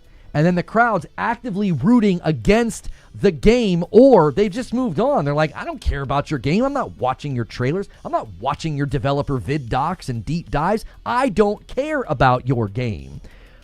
I tried to tell people that. So yes, nobody wants to watch Burnt Peanut play or Nick Merckx play or any of those boys play. Why? Because they don't like it. They don't want to watch it. You lost the crowd. You win the crowd, you win your freedom. If not, you're dead. That's the reality. That's what you're facing. When you try to launch a live service game, this is how insanely difficult it is. I kept trying to tell you guys, it's like, you got to jump through a ring of fire, man. It is perilous launching a live service game. It is perilous. Look at what happened to High Guard. I actually was for the game, but my play experience was so negative with the community being overwhelmingly toxic that I dipped out. When you say the community is being toxic, you mean like in the game, the players? Or I'm not sure what you mean. When do you think Sony will announce that Bungie's under PlayStation Studios? Probably earnings calls second half of this year. Daily Destiny totals only dropped by 10,000, reset to reset. Oh, you mean like, so not a lot of people even came over from Destiny? Is that what you're saying? Hilly says, I like watching your gameplay, first day stuff, but not gonna lie, watching you play Marathon was not interesting. Not a dig at you. It's the same for any creator. An artist can't perform without a canvas. No, Hilly, it's because it's so difficult to do anything. It's difficult to make it entertaining. The TTK and the PvP fights is so fast. The bots are so spongy. The only thing funny that happened to me was the 2 trades, just laying on the ground looking at the other player. That was the only thing that was entertaining that happened. Prosy says the art, the CEOs, Destiny dying has caused people to lose good faith that they had for the company, so an imprinted bias is there. That's what they are fighting against, in my opinion. That's why a new Destiny would not matter. A new IP, Bungie needs to go away. Prosy, here's why I think you're right, but you're also incomplete in your assessment. They showcase an alpha, brother. They did a showcase of an alpha, a minimum viable product, the stones to do that and to think it's going to go over well. And then to be like, oh, people didn't like what they saw. Let them watch people play the beta. So they open up the beta for public streaming and the exact same thing happens. People are like, this game looks like crap, bro. It looks like a minimum viable product. This doesn't look like a AAA game ready for launch. So they delayed the game. That was their own fault. There wasn't some imprinted bias. They could have come out and blown everybody away. And oh my gosh, this game's incredible. That's their own fault. Whatever happened internally, whatever changes they made that slowed production or whatever the heck was going on, they brought an alpha to the public and thought, well, people will like it because we're Bungie after all. Like, they internally had their own version of toxic positivity. I mean, there's like the good old boys crew or the OG crew or the old uniforms, whatever the frick these weirdos call themselves. Like basically ignoring, and this is just hysterical to me as I play the game and sense that it's like a PvE game at its core that's got like PvP tacked on that disrupts the entire game's essence and identity, but we're not going to continue to beat that dead horse. How about this one? Internally, there was Bungie staff saying you're going to need PvE elements in this game or it's not going to make it. Gee. It's almost like your institutional knowledge and experience and over a decade of data and intel on Destiny should have informed you about player behavior in this game. But they didn't listen. Well, they're the OGs. They're the old uniforms. They know what's best. Sure you do. Yeah. This is your brand new AAA $40 game from Bungie, not even cracking 100,000 on its launch date and chilling at the same numbers as like a 2-year-old PvE live service game called Helldivers at 52,000.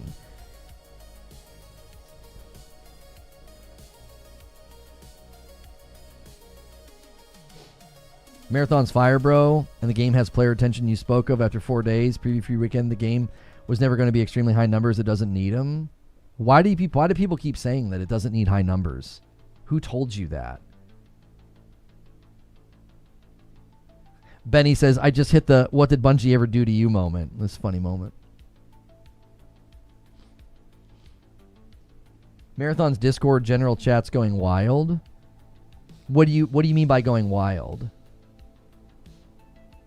By the way, guys, in 12 minutes, we're going to go hang out with Ginger. YouTube, you're running out of time. If we get 25 more members, I owe you a 5-bomb. That'll put us at 550.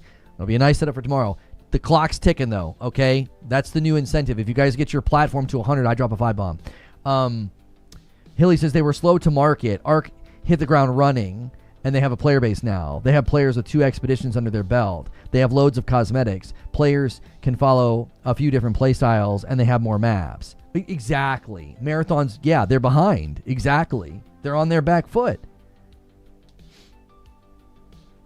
Marathon has some really good lore in it in the original trilogy. It carried into the new game, but I won't be able to explore it because I'm too bogged down by other players and can't progress the story. Oh, I see what you're saying about Toxic. Got it. Oh, Siege Master believes. He drops a 5-bomb and gets us to 530. We're 20 away, boys. He believes. Many hands make light work. I asked my friend if he's playing Marathon. He said he'd rather play Arc Raiders. I think what Hilly just said is a very salient point. It's like, listen, people are already invested. They've got their home game. They're just going to go back to their home game. And a 5-bomb comes in from Ginger. There it is. 15 away now. Thank you so much, Ginger. And a $5 super chat from Minstry. Wasn't PvP added to Destiny at the last moment? It's like they didn't learn anything. This would be so much better as PvE. The title of the stream, they made the wrong game. You made the wrong game. You have over a decade of Destiny intel that shows you like 70% of your audience in Destiny hangs out in PvE. Public spaces and bounties and strikes. You have all that intel and all that data that PvP was always the smallest portion of your community, and you're like, I got a crack squad idea.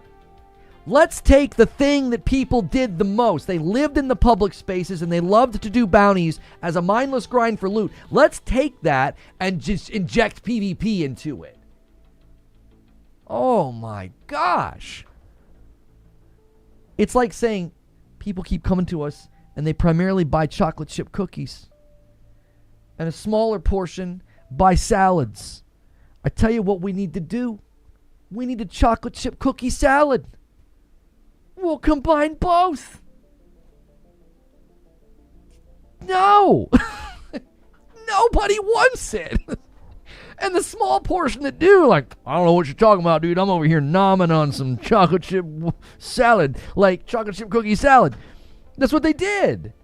They took the thing that they were known for, the thing that people love, the thing that people engage with the most, and they're like, I've got an idea. Let's inject it with the thing that we suck at for the last 10 years. Like, they have been terrible at PvP balance.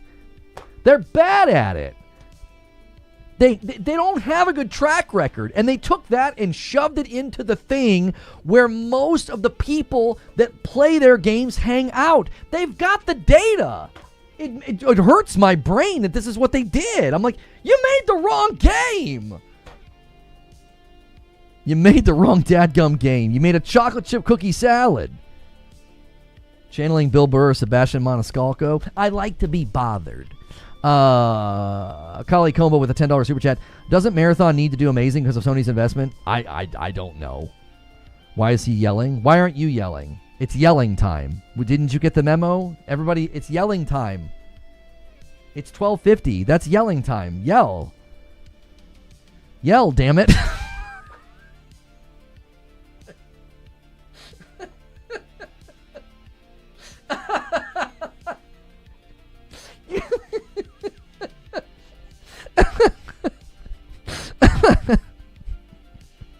Thanks for the Bill Burr call out. That's what I heard too.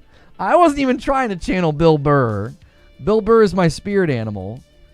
Yeah, there it is. I want everybody yelling, yeah! Scream!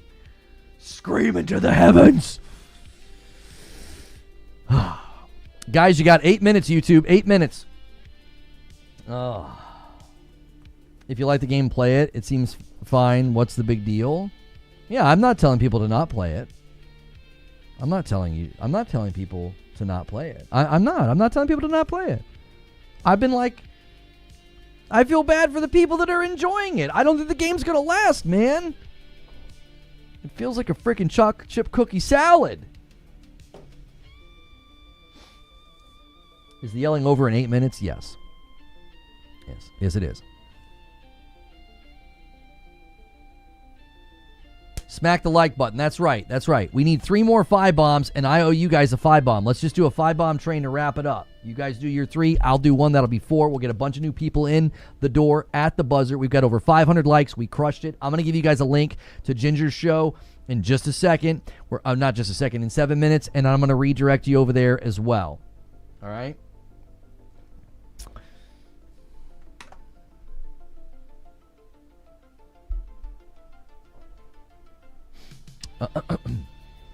After the yelling segment, we have the karaoke segment. This is true.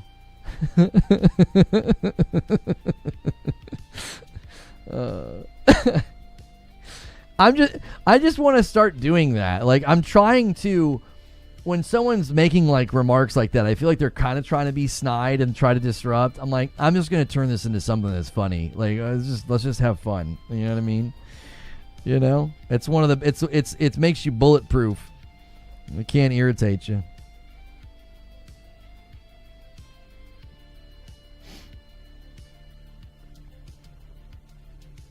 Let's get it, says Perfect Damage. Let's get it. I believe folks are tired of Bungie in general. Now, dude, George Costanza yelling at Jerry about Marathon. It's terrible, Jerry. I can't do it, Costanza. I'd have to try to practice it.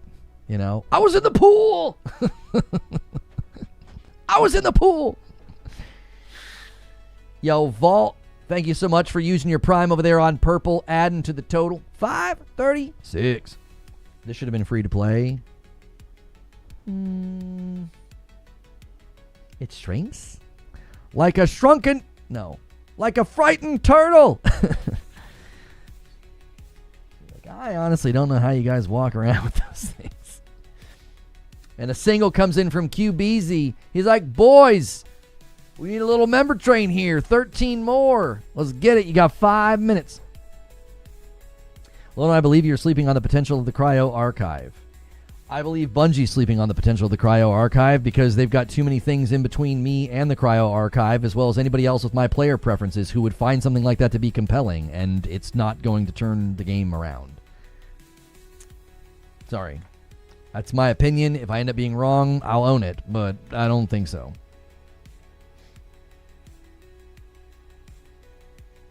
That's what they do before Red Alert, make the game free to play. They'd need something for the people who bought it, you know? They would need something for people who bought it. Just Wait Energy. Yeah, this reminds me of when we see trailers and we're like, I don't think it looks very good. And people are like, yeah, but just wait. It was just a trailer. The gameplay looks bad, but it was just a trailer. They can fix it. I'm like, somebody greenlit the trailer thinking it was their best foot forward. This is their best foot forward. What you're playing right now, what you're seeing right now, this right here is their best foot forward, boys. Like, this is it. This is it.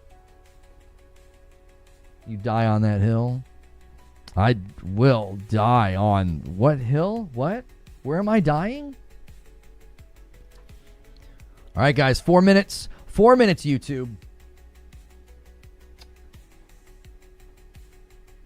Did Marathon PS4 free to play? Yeah, it getting ESRB rated for PS4 and Xbox One. I'm not really sure what's going on there. I'm surprised that if PlayStation allows that to happen, I'll be kind of shocked. PlayStation didn't want games on PS4 anymore. They're trying to get people off the PlayStation 4, not give them a reason to stay there. I just don't know.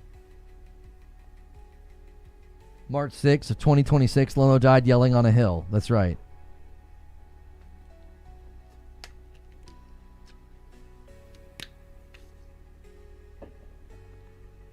Marathon PvPvE isn't bad. It's just not for everyone. Remember, a game for everyone is a game for no one. They've managed to not make a game for everyone. You're correct. They also seemingly made a game for no one. Who is it for? I get what you're saying, Chris. I think you can run in the opposite direction. I think there are two ditches. There's the ditch of trying to make a game for everyone, and the game tips over, and it's not really for anybody. It's too broad. It lacks depth. It doesn't really make any sense. Blah, blah, blah, right? You can also make a game in the other direction, which is a game basically for nobody. It's like the crowd's too small to lift it and sustain it. It's like saying, we don't need 1,000 people to build this pyramid. We can build it with 10. You're not going to have enough folks. You're going to burn them out. You're not going to have enough people to carry the weight of what needs to happen. 3 minutes, boys. 3 minutes. I'm going to give you guys a link. We're going to go to the round table, the gaming round table with Ginger. So YouTube, you need 14 more. 14 more. And I owe you guys a 5-bomb.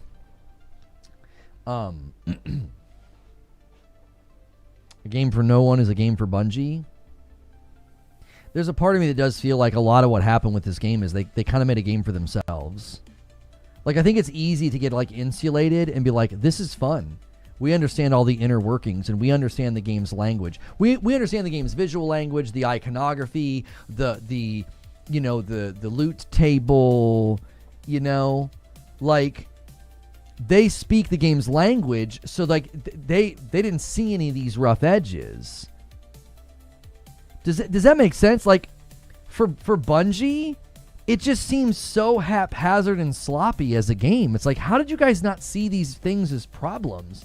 I'm telling you, it's a game for themselves.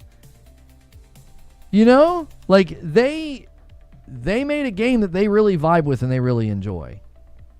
All right, guys, a minute and a half. YouTube, there's stream delay. If you're going to scramble and try and get 14 members before the buzzer, so I owe you a 5-bomb, you're going to have to hurry. If not, no worries. No worries. You guys will have to scramble tomorrow to try to get it to 750. So Matt and I play Slay the Spire 2. I will be streaming tomorrow night with you guys. I think we're just going to turn it into like a marathon community game night. I think we're just going to see if we can't have some fun with it. I don't know. We'll see. We will see. I think they had to get a game out to make that bonus. They needed an IP to attach it to. They own Marathon, so there you go. 60 seconds. But is it fun? I think it could be fun.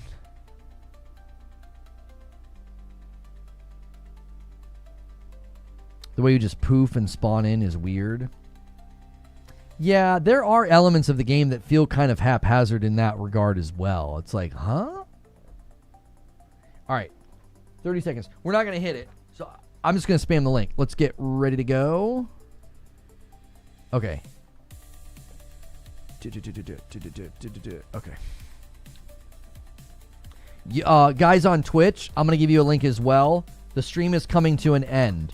So I'm going to give you a link to the roundtable. Guys on YouTube, I'll redirect you to the roundtable. Let's go over there and support the show that I do with Ginger. Go give some likes, some subs, and all the stuff. All right? And if I don't see you guys over there, I'll see you tomorrow night. And thank you so much for everything you do for me, my family, and the channel. All right? Thanks for a great week. All right? Hit that link. Let's go over and hang out with Ginger.